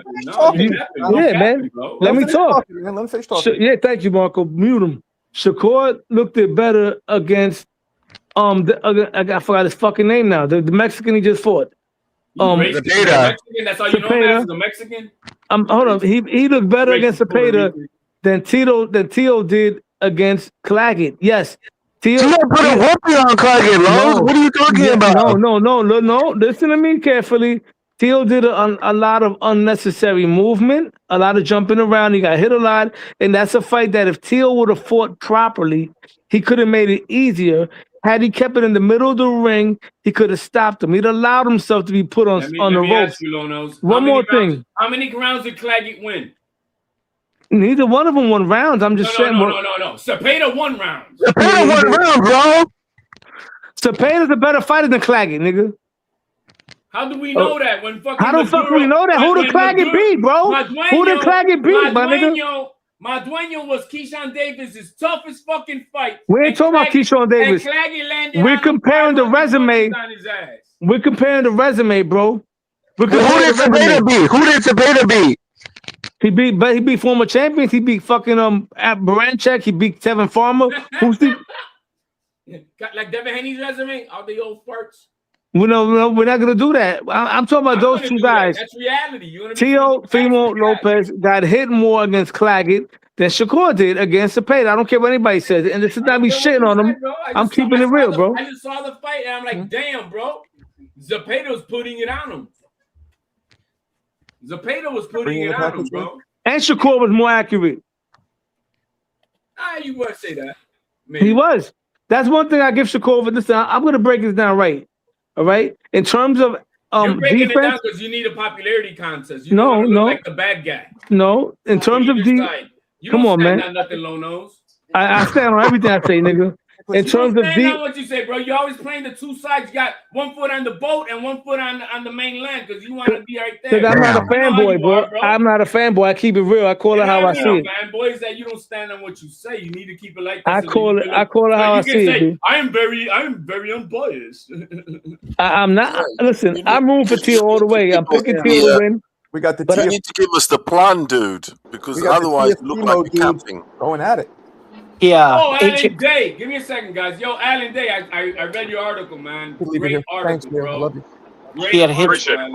Anybody wants to read just an insight, a little perspective on two sides of the coin from the Ali Act as it is and with the Revival Act, go check out Alan Day's article. It was a good, well-written article. You should post it again in the chat, though. Right.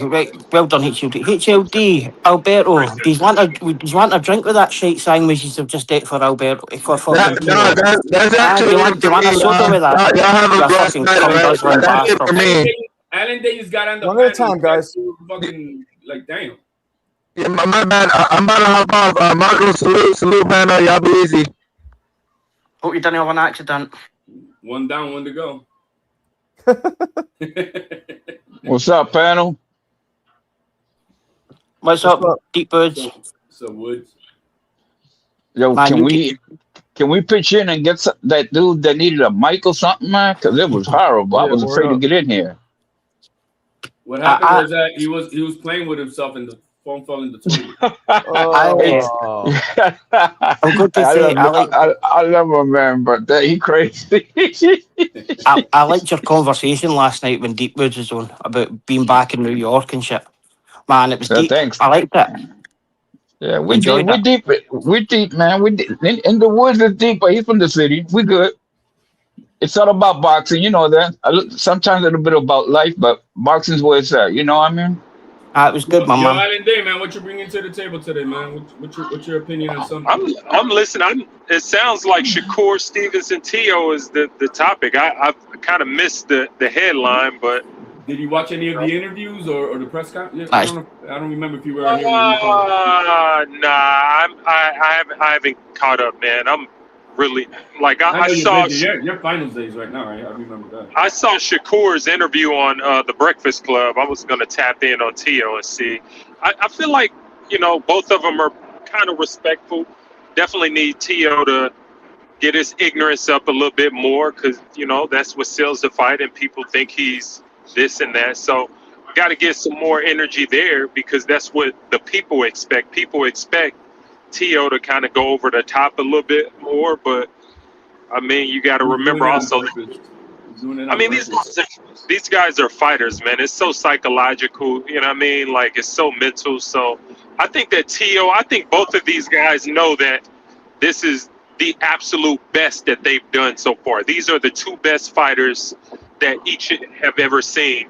and I think they're really taking it serious. Even Tio, I think. Yeah, it's right now a pinnacle juncture in their careers right now. Right, the definition of what happens in this fight, because it's gonna skyrocket for one guy, and it's gonna shoot down for the other. You know, it's definitely a pinnacle fight and defining fight for their careers at this point in time. I will say, kind of off subject a bit, I'm a bit disappointed, if true, about my boy Keyshawn Davis, who probably should have been on the undercard against Africa. I'm not really sure what happened, but you know, at the same time, I mean, I appreciate Africa versus Ortiz. That's going to be a hell of a fight, also. But man, it would have been nice to see Africa versus Keyshawn on the undercard of this fight. Yeah, and I don't know what's going on in this. Tim Bradley spoke on it. Tim Bradley spoke on it. I mean, he's saying that he's the one who announced that it was going to be Hitchens and Ortiz. So I saw Tim Bradley speak on it, but we also got to remember Tim Bradley is speaking from his angle. Obviously, his internal. His internal sources. No, I know he's internal, but at the same time, there's still sides to the story. I mean, we all know Keyshawn's been going through it. And so he's just saying that Hitchens wanted 2.5 and that Keyshawn wanted $2 million minimum. So $4.5 million pot for an undercard fight. I don't know. You know, I mean that it's Turkey's money. I mean, if you wanted to do it, but I don't know if that's what they wanted to do. Man, you are what you negotiate. I always say that, and so it's up to the powers that be to determine the evaluation of the fight. So obviously, somebody didn't think that was the evaluation because that fight didn't happen, and apparently Africa took a lot less than that. So, you know, they once Hitchens went back to Matchroom, it was all over. Once Hitchens went back to Matchroom, it was all over. What does that mean? That Keyshawn fight wasn't gonna happen, bro. But what does it have to do with anything? They're all fighting. They would all be fighting under the Turkey card. It doesn't matter. I believe they're in talks to go to Matchroom at a point. I think Keyshawn should have took it because he's on the outs right now with everything that's happened. There you go. That would have been a great opportunity for him, and to get a belt. Is his ban up yet? He should have took it. I think you have to play. See, that's why Tio he's taking a short end of the stick versus these other champions because he wanted to get the opportunity. He didn't waste his time, and these guys want to play all that stuff. You know what I mean? He's not going to get a belt though. In fairness to Keyshawn, I don't think that's a good idea to go straight to 40 and go after Hitchison while you kind of been out of action for quite some time. I mean that's probably not a good move. Hasn't it been about the same amount of time between both those guys since they last, we're supposed to fight? Yeah, but that's different because Keyshawn is going up in weight. He's going to 40 to fight a legitimate champion. Hitchison is no walkover. He is real. And so, I mean, not to say Shakur's doing guys are scary, but sometimes, it's different because Shakur is active. And he is considered to be a pound-for-pound guy. So, I mean, I think that's a little bit different. I don't think Keyshawn's been active enough, although I think he has pound-for-pound talent. I don't see him as a pound-for-pound fighter, clearly. So Not yet. No, not yet. He hasn't earned those stripes, right? Did you see him speaking today? He says, I'm not fighting for any belts. I'm not paying any sanctioning fees ever. If they want to come and watch me, they'll come and watch me. I was like, well, that's just man. Money talk. You do that, Keyshawn, then see how you go. And the IBF got the 10-pound stipulations too, man. The hydration clause the IBF got, that's a problem. Oh yeah. Well, that's tough too. That's tough too. That's tough too. So you have that. It is a problem. I don't see that is a problem. I think so. It is a problem, bro. Get out the division. It is a problem, bro. Hitchens is even telling you it's a problem. It's a problem. It's definitely a problem because let's be real, man. Like Hitchison, Keyshawn Davis, those guys are clear 147, probably near 154 pound fighters. Well, I would say they're both definitely 147, and they're squeezed to 40. So that is a problem. The That's a 10-pound rehydration only happens up to the morning next. So next morning you weigh in, you're not over one with the 10 pounds, and then you can rehydrate to whatever the fuck you want till fight night. So we're talking about just a 24-hour swing of just not gaining over 10 pounds until the next morning. And then the next morning you weigh in, and then you can eat all you want, drink all you want, and whatever the fuck. Aye, it's probably actually less than that in time. I mean, we could say that, but I mean, it's obviously something the fighters. Listen, I've been around fighters that all of them say this is a problem. The ones that I know, anyways. The ones that I know. The guys that I speak to, the Corey Spinks that I speak to, they I didn't hear neither one of them talk about any problem with it. In fact, back then they were telling me that even though they were unified, or actually Corey Spinks was undisputed, that today if you have another belt, then you don't have to do the rehydration. You don't have to do it. You're right. But today, in their days, they still had to, and they didn't have a problem with it. Yeah, but not everybody did that. They'd rather go elsewhere than go through them sanctions from the IBF sanction. Then don't hold the belt that you can. I don't want to hear it. I just don't. The issue is you have there is that it's hard for me. It's hard for me to believe, that Corey didn't have a problem with it. I mean, he was in a lot of fights where he looked horrible and got cracked because he couldn't do it no more. But the thing is, going with the IBF, at least they stick to the rules. At least you're going to be a mandatory. At least it's going to be an order. If you can't, if it's such a damn problem, then man, why are you fighting for the IBF, bro? They have that much advantages. That's probably the route I would go.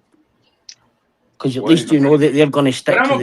I'm okay with Jermaine Ortiz in it, man. It should be an entertaining fight. It's going to be a good fighter, man.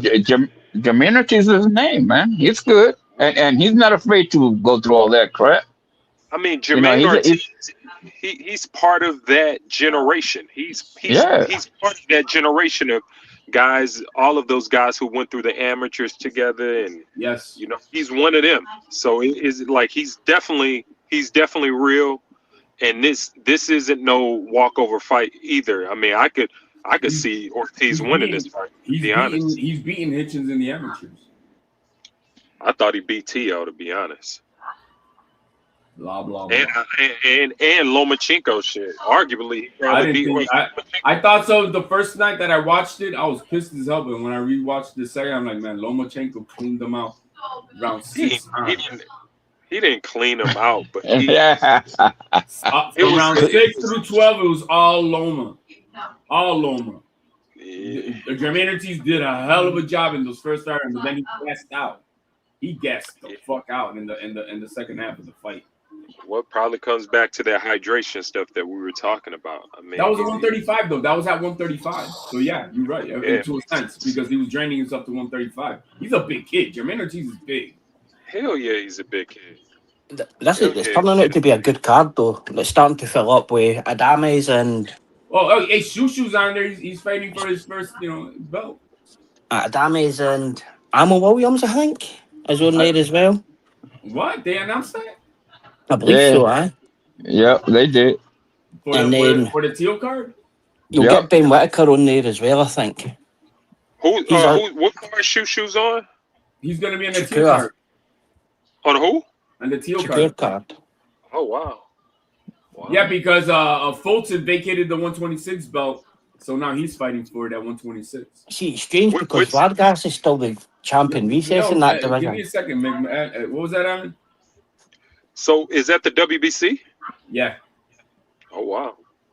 Yeah, and then Shaki vacated the interim 135 belt, so he's staying at 130. Totally that would happen. So finally, Shushu, at least he's fighting for his first belt. Man, that's interesting. Why would I'm sitting here thinking, like, I guess Shaki feel good at 30, but man, I feel like he should be going to 35. I think so too, but I think that maybe they're looking at they're projecting what's going to happen next, and they're not too. I can only say that they're projecting what's going to happen in the next few months. Maybe he has a decent fight that he can make some money on immediately. He was just happy. 135. as an He was interim just champion. happy that his belt wasn't on the line. He could still fight and he could still make money. Because his other option was he had to pull Nah, it. but So that's what he could he's fight a happy bigger where he name. is. He could fight a bigger name at 130 and make a bigger check than as Oh. an interim champion right now at 135 versus. Oh, Fury. totally. But that's what I'm saying. It was never ever a thing for him moving up or anything like that. Taking all the risk away from him. He still got paid and he still kept his belt. So, man, he's always going to go back there when Navarrete and Nunes are going to unify. Because that's an easy fight to make. You know, so, nah. Because you need, like, you say that about Shushu as well, but Ray Vargas is still the champion recess there. So even if Shushu wins the belt and Ray Vargas comes back and fights, he gets the belt off him. So, it'll be good. It'll turn out a good card. I gotta see a lot more of Shushu, man. I was very high on him like 3 years ago, but this lame duck shit for the past 3 years, and he's now a 28-year-old prospect still like dicking around. I'm like, what the fuck? He hasn't looked that great either, and he hasn't really looked that great. Ben Whittaker will end up on that card as well. Because he pulled out the Boatsy final eliminator. What's that, Ellen? I say he's a late bloomer. I mean, the thing is, 28 years old, but he's still fresh. So, well, yeah, you can say he hasn't taken up damage. That's for sure. He ain't no Virgil Ortiz. That I can say. You got any Latino bums that fucking Virgil Ortiz is 28 years old, going on 35 with all the wars he's had, man. That kid is not gonna last long, unfortunately. He keeps on doing these wars. I mean, I was scared of Bobby. You know what's funny, that Ortiz got into less wars as he got older. What, Virgil? Yeah, as he got older, he got into less wars. When he was younger, coming up, it was all up straightforward, man. Front foot all the time. Did you not see the Bohachuk fight? Yeah, I mean, but that's. Did you not see the Madrimov fight? This kid, every time he gets into the ring, he comes out like that's before all these fights that happened lately. Like the Loma fight. No. We're not talking about. We're talking about Virgil Ortiz. No, you're not talking about. I'm talking about Jermaine Ortiz. We're talking Jermaine, about Virgil. What did you say, my man? What? No. Virgil's he's got a problem, man. He got a problem, man. After he retires, bro. If he doesn't, he's gonna be like Jose Ramirez at 32 years old, man. Don't say that, man. Ramirez is a good dude, but you're right. He is having problems. Man. Yeah, bro. Ya está muerto at this age, bro. He's everything's gone. Everything's gone. That's part of boxing. That I mean.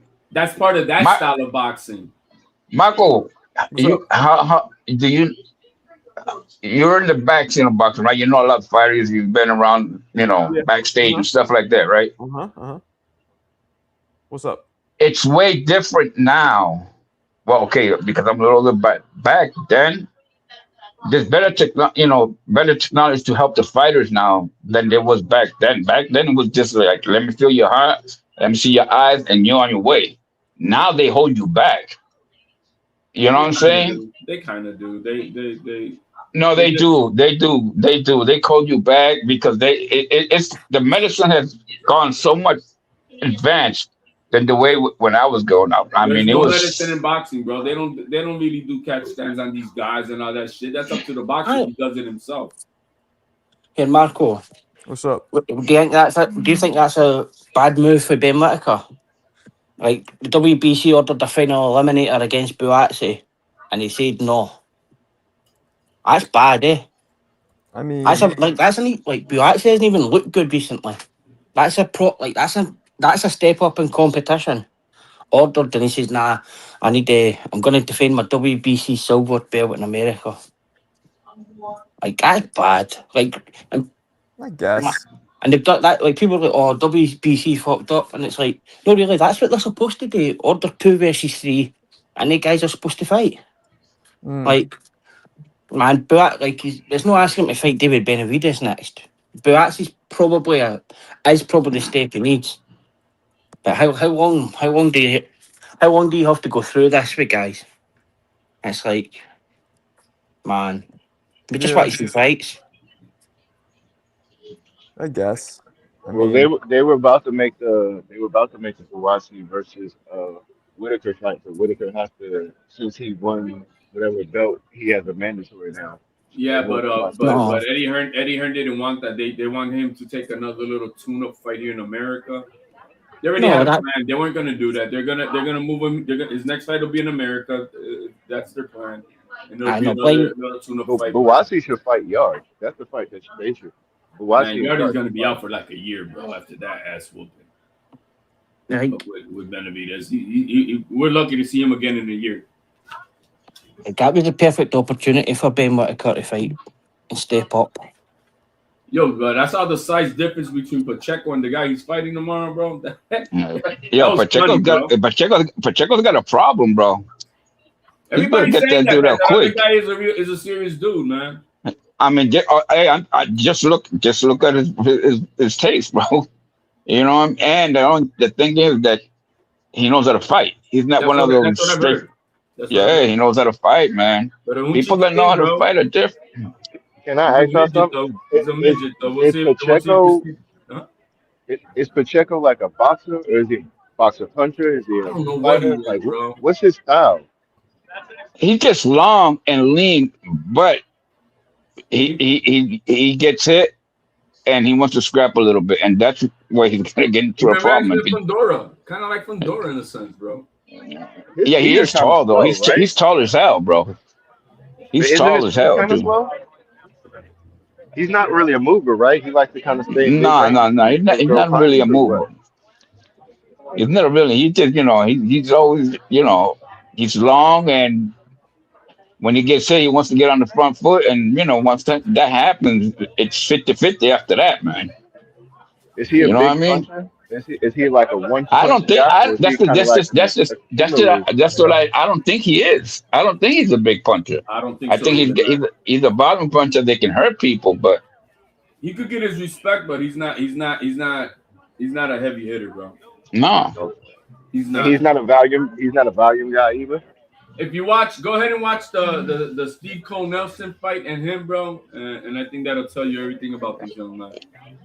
And after I saw that fight, I fell off the train with him, bro, because they were kind of picking him up, and I'm like, bro, they fed you this old man for you to fucking slap around the ring, and you couldn't take care of business, bro. No, he couldn't, man. He couldn't. He looked bad in that fight, bro. He couldn't. He was like, holy shit, what's going on, man? He was doubting himself, bro. He extended Stone Cold Nelson's career. Yeah, he's like, oh shit, I can hang with this young buck. At 40 years old, I can still hang. Bro, I can make a few more paychecks. That's what I know this is way random, but we was talking about real great fights the other day, and it just had me thinking, and I had to go back. I watched that Cooper versus Holyfield fight. Holy shit. What fight is that again, my friend? Cooper versus Holyfield. Great fight. Cooper versus Holyfield. You watched it when? I just watched it yesterday. You never saw it before? No, I've seen it, but we were talking about classic fight. And I just went back, and I was just looking for something. Bro, I found that fight. I remember watching it. It was like 91 or 92. Yeah, you want to do classic? Go watch Emmanuel Augustin, Mickey Ward. Go watch that fight. Emmanuel Burton, whatever you want to call him, Emmanuel, the Drunk Master, whatever. Go watch that fight. Here we go. Let's do it. Oh, you got it. Go ahead, Marco. Oh, this is Brent Cooper and Holyfield. Atlantic City, 1992. Oops. Unbeaten power puncher Michael Moore. Wrong one. My bad. Yeah, that one was good guys too. are the same, Marco. What the fuck, bro? You sure? Oh, here we go. I got it now. My bad. All right, let's do it again. Get your face how you froze yourself, man. Let's do it again. Yeah, that one was good too. The Moore and Cooper one was dope. But let's do this one. Vander Holyfield. Here we go. Cooper Holyfield. That was in Atlanta. I remember that. Yep, that was. Yeah. Here we go. Yep. Oh my God! This was a crazy fight, right? Holyfield almost lost. Bro, what a war, bro! Beautiful. Yeah. Just playing it up, Marco. It's not playing, Marco. Is this playing for you guys? No, it's not moving, Marco. Hold on, let me try it again. The only reason Cooper lost is he got tired, bro. He got tired from punching Holyfield's melon, bro. Watch. All right, here we go. Let's try it again. Jesus, I don't know why it was freezing up. With his back against the Still frozen. Jump Street. Still frozen, huh? Yeah.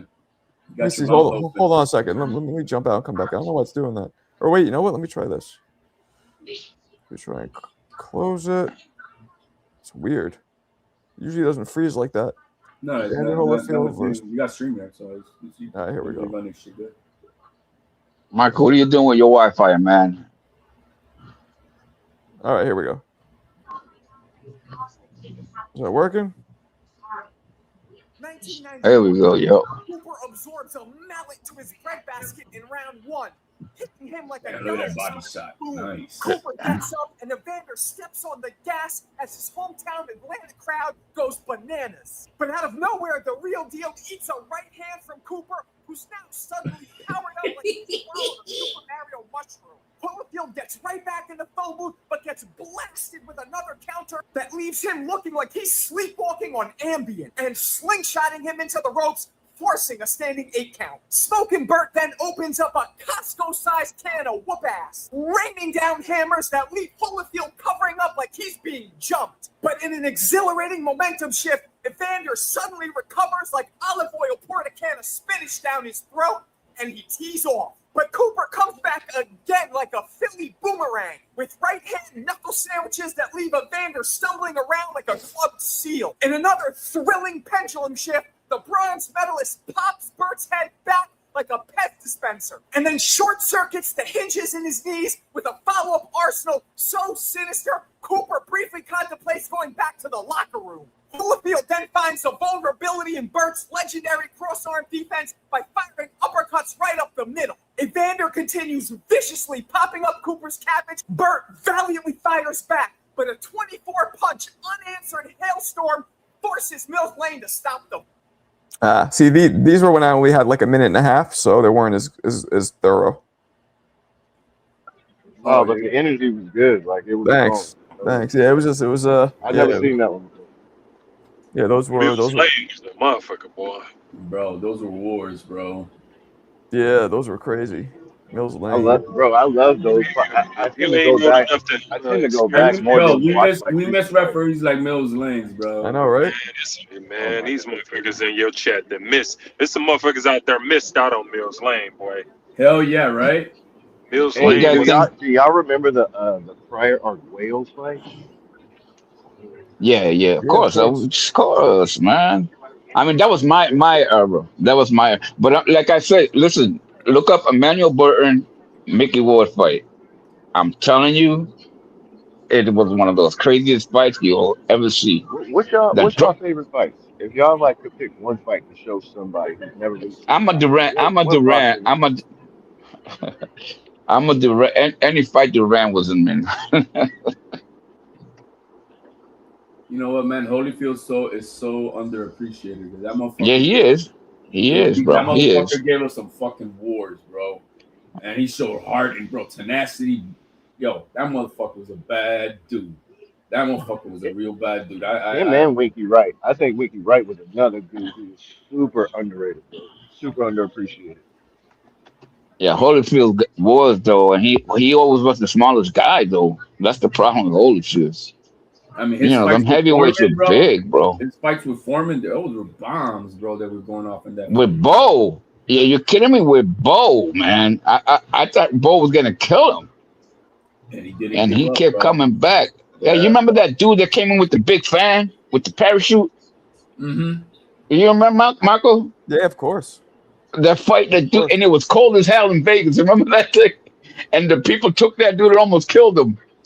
Oh my God, that was so crazy, bro.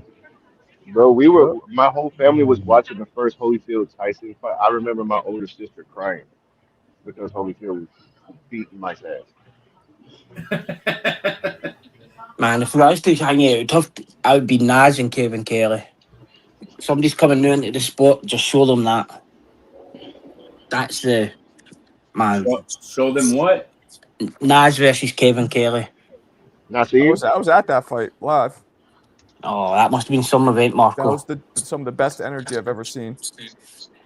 Anybody that was the Michael Ben and what's his name? Lennox Lewis fight and the Garden, right? Kevin Kelly and no, they were the main event. Which one? Kelly and Prince were the main event. Grant and Lewis were not on that card. Yeah. Yes, they were. Yeah. Yes, they were. They were the main. Yeah, no. Yeah, they were. No. It wasn't. Yeah, I think Michael Ben and. Nope. Look it up. I'm telling you. I was at that fight. Literally, I was at that fight live. That was the main event. They weren't on that. They were not on that. I would have remembered because Billy Giles had on Kevin Kelly. I'm telling you. No, you're right. I mean, I think Hamed came in. That was his first fight in the U.S. Right? I know who was on that card. The Michael Grant man. It was my man Scott Harrison was on it. Paul Ingle. They were on there. But the Nas one, he was the main event. He reminds me of me one time, bro. I went out with a girl and I tried to tell her what her real name was because I forgot. I was like, this is your name. That's not my name. It is your name. You fucking. How you don't know her name? I was at the fight, man. I'm telling you, this is what it was. Yeah. HOD. What's up? Shut it, right? Can't hear you. Exactly. Anyway, can you see Alberto and you how much glazing do you do for that Teo shit? You couldn't really watch that yesterday and said, "Oh, he's got the psychological advantage." No, I'm not saying all of that. I'm not even saying what Lonos is saying. Then Lonos go. I'm just saying that Teo is gonna beat this dude. That's all. That's fair. But Alberto believes that shit. He said that somewhere on fucking YouTube, and he believes it. No, I mean, if you want to, but I mean, it's in conversation. We're trying to have a conversation. If we're not gonna say nothing, then what the fuck are we gonna do on the panel? So he's bringing in his opinion. I got a random question. Go ahead. If you were getting in it, who would you not want to be in there against more, Sweet Pea or Nasir? Sweet Pea. Who I would not want to be in the ring with, Sweet Pea or Hasim? Yeah, who do you feel like would give you more of a Sweet Pea was Sweet Pea was way above a lot of people talent wise, man. That dude, he can hit and never get hit, bro. There's at least 2 weight or 3 weight divisions between them. I would rather Sweet Pea I'm just saying the style. I'm not saying the style. I'm just saying as far as looking at the opponent, and then I'm just saying it's like your second or third pro fight. I wouldn't want to go near fucking Sweet Pea. You can't hit him even at the top level. At least Naz will give you an option. At least you'll get a chance when he's off balance. Naz gave you chances to hit him, bro. Sweet Pea, you wasn't getting a chance, bro. Naz at his best was one slick motherfucker, bro. He would clown. He would embarrass you, bro. Yeah, but then he was Sweet Pea, man. He's embarrassed a lot of great fighters too. Oh, then they throw punches coming off your feet, man. He did to De La Hoya, bro. He embarrassed them, bro. Yeah, he beat De La Hoya and they gave it to the only one that really hurt Sweet Pea, and he was old. It was Trinidad, but Sweet Pea was a lot older. Yeah. And when Trinidad, that was the only real loss, I think. Yeah. That Sweet Pea ever really had. Yeah. He was old. Yeah, he was old though. Marco, do you know see that fighter that was going at the sign the contract to Shakur and that, the man with the pink hair? Yeah. His granddad actually beat Sweet Pea in the Olympic final. Damn. Who beat him in the finals? See that Jadi Herrera? See the one that's got the fucking pink hair and that signed the contract? You know I'm on about HLD. 135. But what are you saying about him right now? What are you saying right now? His granddad beat Sweet Pea in the Olympic final. Oh, his granddad? Yeah. Why you get that fucking gem, bro? What the fuck? I didn't think that he ever had anything tied to boxing. So his grandfather was right. So his father was part of the pedigree of boxing. Okay. It worked on as well too. Oh, that's Michael, can I ask you a question, bro? Go ahead. Listen, if I get you some memorabilia, right? I have a lot, but I don't want you to have it. I want you to raffle it off for your channel. Can we do something like that? Of course. What you got? Yeah, in a second.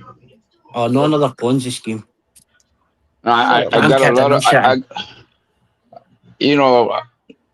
I got some gloves. I got a lot of good paperwork. A lot of good fight stuff that like.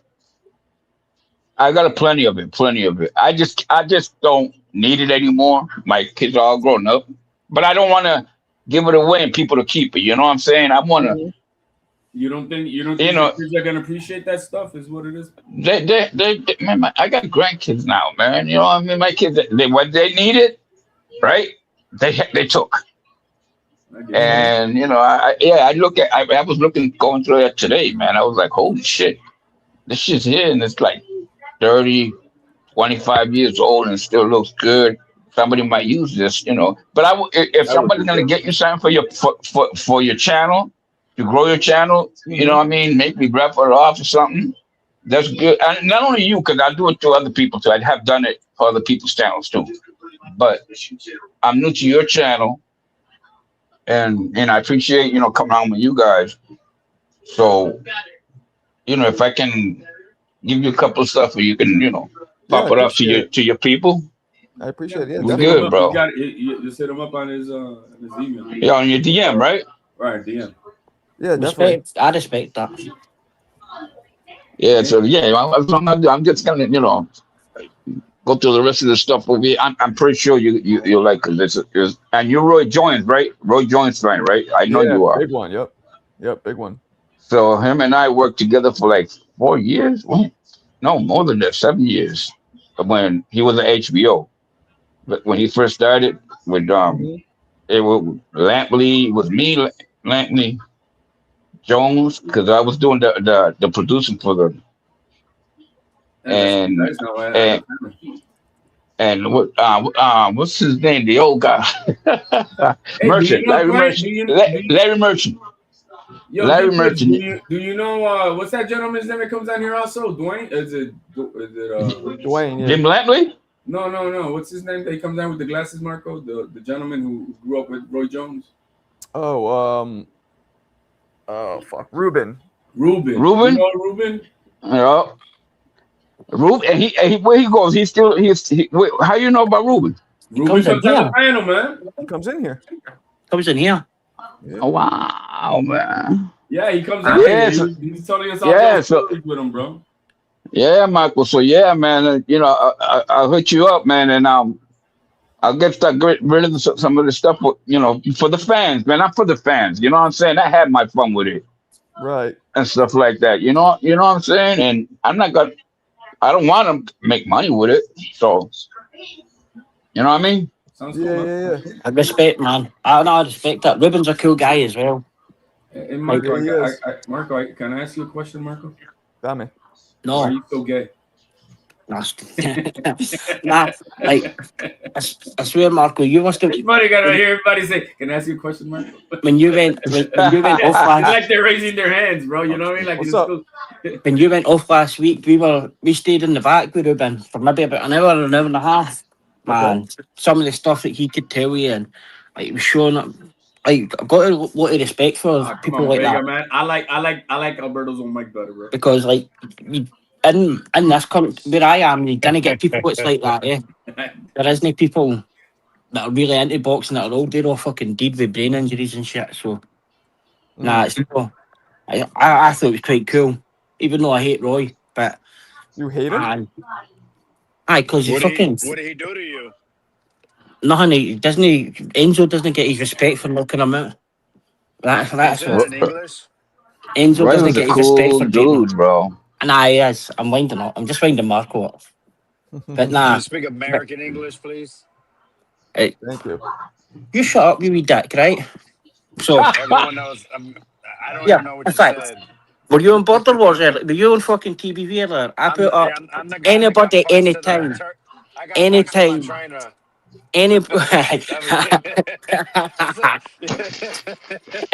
You see, You guys kill me, man.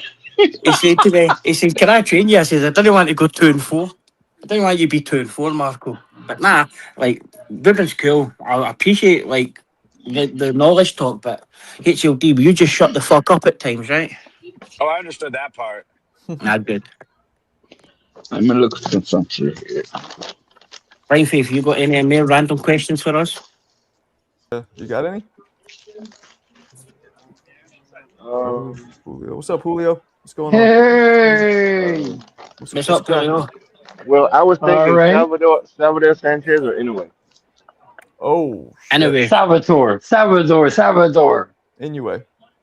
No, man. We're talking about what weight is no Salvador is 126, so it's maybe a little tricky. Salvador would have ate him up.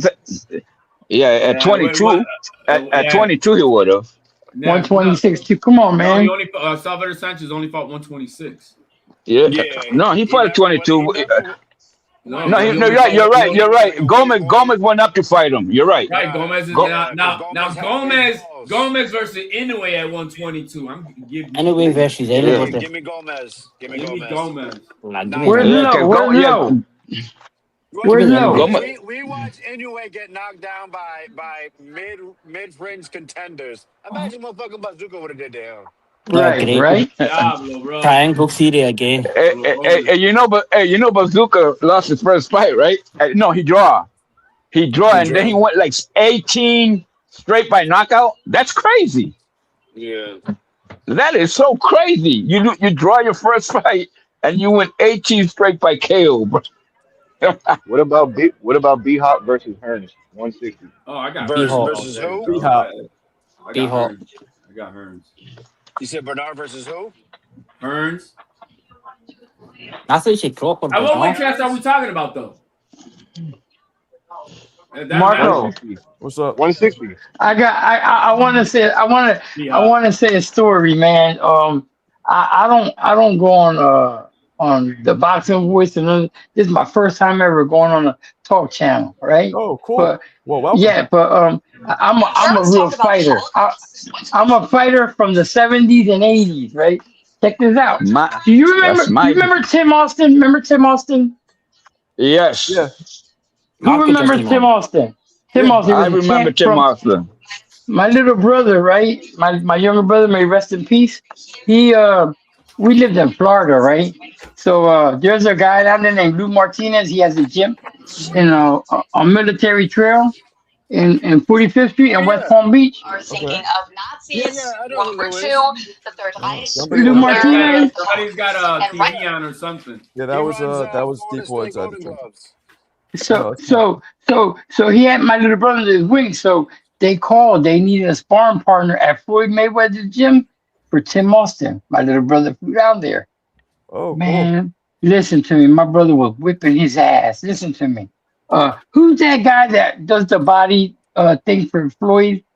What's his name? Nate Jones. Nate, right? He got on the phone and that's when it was Pretty Boy. He was like, yo, Pretty Boy, I got the next champion. You gotta come down. Check this out. So Aaron Pryor was there with Tim Austin. My little brother was a big mouth. So my brother had his way with him. I'm telling you, listen to me. So see, we fought in Philly growing up. We had a lot of junior Olympics. My two brothers, Steven and Nelson, and I fought Pennsylvania Golden Gloves and New Jersey. So it was all easy for all of us. So the bell rang after a round, and my brother walking to the corner, and fucking Tim Austin sneaks him from behind and breaks his nose. So my little brother was like, yo, I'm getting the fuck out of here, man. Fuck this. They're like, no, we'll get you a better hotel room and we'll get you some new gear. My little brother said, man, fuck you. So he went back to West Palm. Check this out. Now, him and Johnny Tapia were beefing. If you guys know about that back then, they were going to have unification. So Lou gets a call and Johnny Tapia needed some sparring. So my little brother goes down there too to Johnny Tapia in Las Vegas. And My little brother had his way with him too. So there was 3 other Mexican guys that was sparring too. So they were like hating on my little brother. He smokes cigarettes, blah, blah, blah, blah. So then one day they got done training. So my little brother didn't know, man, about spies. He didn't know about that. So, Tim Austin and Johnny Tapia, they have, they're spies. I'm not saying they are, but, they're beefing. So my little brother said, yo, you know who hits hard? And they're like, who? And Johnny Tapia's wife was his manager. She was there. And all the 3 other sparring partners, my brother and Johnny Tapia. And they said, who hits hard? My brother said, Tim Austin. Man, when he said that, he said you could hear a pin drop. They thought they had a spy. Johnny Tapia's wife said, yo, gear up. My brother said, we got done training. What do you mean gear up? Gear up. She put the number 1 sparring partner there, right? My brother hit him 1 punch, and that was it. And he was out of there the next day. They sent him back to Florida thinking he was a spy. But I just wanted to say that because my little brother, man, he was supposed to be a champ. He was supposed to be a champ of the world, man. He died. Oh, I'm sorry to hear that. Yeah, Julio. Yeah. I liked how you backed me up in the comments earlier, calling Marco a fucking casual. I like that. Fuck up. I did. Marcos, if you don't know Barry McGuigan, if you don't know who Barry McGuigan is, man, shame on you. Shame on you, Marco. I can name a bunch beast. of fighters that you guys don't know either. His son, Sean McGuigan, is a fucking elite trainer. Carol Frampton or Josh Taylor. I said, man, if Marco's the reach out running, I could be there on the panel for the first time. Then. Man, you know what I mean? Halo, I respect that. I respect that. Real knowledge, my man. And fucking Marco's a casual. Wow, man, there's a lot of obscure fighters that nobody fucking really knows. Of course, he's the fucking champion. He's the world, the number 1 bantamweight in the world. It don't matter. It's just I don't know everything. Like what the fuck? Of course, that's so silly. What are you, Ness? Is it Marco's era? What are you, Ness? Shut the fuck up. It was in your era, man. It was in you were in the gyms fighting, or supposedly in the gyms fighting. I don't know any whack-ass Irish fighters. I don't know everybody. But now I know them. So, you better fucking know because you fucking love you. I told a story about a gym that's I'm literally like 25 minutes away from. Oh, shit, really? Yeah, Palm Beach Boxing, Lou Martinez. He runs Florida State Golden Gloves. Who's that? Vega? Yeah, the one you ass. You're Vega. You're lucky. I'm 61 years old, bro. He wouldn't do a goddamn thing. Yo, man, I fought 3-minute round. I fought 3-minute round, not 2-minute round, baby. I fought open class, bro. If you know what that is. Yeah. Vega doesn't fight 3-minute rounds. I was gonna fight 2-minute rounds. Anybody knows who Juan Laporte is? I know him. Yeah, he trained when he won the world featherweight title in Madison. He won the world featherweight title against Mario Miranda in Madison Square Garden. Well, he trained in Violent, and Emil Griffith, his trainer. There was this guy in our gym. He was goofy. His name was Rob. He was like mental, slow. So fucking Laporte was beating his ass, and I was like, yo, cheer Rob. Then Laporte stops his hick ass and started talking shit to me. I was only like 14 pounds, 90 pounds, something, and I wanted to get in there with him. But the guys in our gym were like, I was too little. So his trainer, Emil Griffith, told me, yo, when you fighting the gloves, I want to come and check you out. But we never got there. But yeah, man. I know a lot of old fighters, man. Lot of. It's not like it used to be, man. Now, man, it's not like it used to be. It's crazy, man. It's funny that as of late we're attracting a lot of old school guys coming in with some old school knowledge where they came from and what they've been involved in. We didn't do that strength and conditioning. We had Ruben, we got now Deep Woods, and now we got Julio. You know what I mean? That's. Yo, check this out. We didn't do strength and conditioning, man. We just did our calisthenics. Like the other day, I put on somebody's show on the Hangout spot. Coach Bermuda was on, so they were talking about regimens. He said he could give you plan, but the plan here's a simple plan for an amateur. In case you didn't know, Sugar Ray Leonard trained 30 minutes a day. That was it, 30 minutes. Sugar Ray Leonard, okay? You go into the gym, you stretch, right? You can either jump rope in the beginning or not, right? You stretch, you shadow box. You're going to spar, you spar afterwards, hit the bag, hit the mitts, right? Then after that, you go hit the bag. Then after that, you calisthenics in between. Then you jump rope at the end. 10 minutes, that's it. That's it. You know, it's kind of like that still today. He's out in California. I forgot his name, man. Is it Diaz or Joel? He's talking about Joel Diaz? Joel Diaz. All he has his guys do is hit the bag Mondays, Wednesdays, and Fridays, something like that. Right. The other day, all he has them do is shadow box 12 rounds and hit the bag. Now this weightlifting and all that, and like, no, man, the workout is on the bag, and that's what we do. And that's all he does over there, man. I mean, Yo, Vega. If you want to get better at boxing, what better way than to actually box? Right, that's what I'm saying, right? Yeah, sparring. That's what he said. That's exactly what he said. Like, right, why am I gonna have no man? I'm gonna have by the time you're weightlifting and doing all that stuff, my guys are gonna have 20 rounds on the bag. They're gonna learn. They're gonna strengthen their hands. They're gonna get their corrected. It's second nature, and I agree with it. I really do. Vega, who else makes you good at boxing? What's his name? Vega? Is it Joel Diaz? Or? Yeah, Joel Diaz. Yeah, man, he's great. I like him. I like him. Credit, but I forgot his brother's name because his brother is the head trainer for a couple fighters too. Yes, he is. He's got a nice gym out there in Cali, man. I like. Yes. I got respect for them guys. And you know what the thing is too, man? When I used to fight, I never knew, man, about Mexican. It was never racism, man. Back then, it was not that. Like when I was growing up watching boxing, like Salvador Sanchez, I loved him. And I'm Puerto Rican, but listen to me, man. If a Puerto Rican is fighting a black dude, and I like the black dude, I'm going for him. That's boxing. That's boxing, bro. Boxing is not being biased, bro. That's what's killing boxing in America. Hold on. CJ, appreciate you, big dog. If he was 50 years younger, he'd whoop your ass. Yeah, Julio says that he types that shit to me like every Julio, 3 where you days. from? I'm from Violent, New Jersey. I'm 45 minutes from Philly and 45 minutes from Atlantic City. I'm right in the middle. What's the town called? Where in Jersey? Violent. Okay. Yo, check this out. I was getting my haircut. Near Bob, probably near Jersey Bob. I bet. Well, no, I'm in South Jersey. Yo, check this out. My trainer Hassan, he came out. My trainer came out in the Halle Berry movie, Bruised. He's her cut man. He's the one that when you see her ready to fight, he's the one putting the vaccine on. That's my trainer, Hassan. So I was getting my hair cut like about 2 months ago.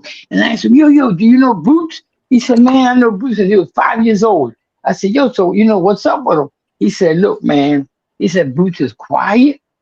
He don't like to talk, but he's a fucking monster. Yo, man, these guys talking all that shit. Man, Boots don't duck nobody. It's politics now, man. Boxing is not the same like it was. It's fucked up, man. It's fucked up. I'll be right Boxing, back, guys. We'll hold it down. Boxing is not the same. Vega, you could beat that guy that you fought last time. You could beat that guy. Why don't you go? Why don't you go train with Lou? Vega. Hold on. Let me switch my headset. Time. But man, like that's what kills him. I don't like his gym. I just don't like his gym. He still got that. He's on the military trail, right? He took over Steve Shepard's gym. They moved further. They moved further north to a bigger spot, if I'm not mistaken. From the last time you were there. I know. Last time I was there, he had a spot way there in a like a shopping mall. He had a spot back there like a shopping mall. Then he moved to Military Trail where Steve Shepard had a gym. I guess Steve Shepard retired. Then I guess you said he moved. Yeah, he took over. Now he's the head of Golden Gloves because I think Shepard used to be. Yeah. How about Lou's a cool guy, man? I've conversed with him a couple times. Yeah, he's a nice guy. When my brother died, he bugged out, yo. My little brother used to go over there. See, he lived down there, then he came back down here. Then he was gonna go back. He'd go back and forth. But when he died, my little brother's fucked up, man. He's fucked up. So my trainer down here is actually a disciple from Lou. Okay. Rafael, welcome to the panel. I'm about to leave his ass though. So I would leave the coach that you had in your corner the last time as well. Fucking the one in useless. my corner. Nah, that was on me, man. That was on all you need is head movement. Vega, all you need is head movement, bro. And get on your toes.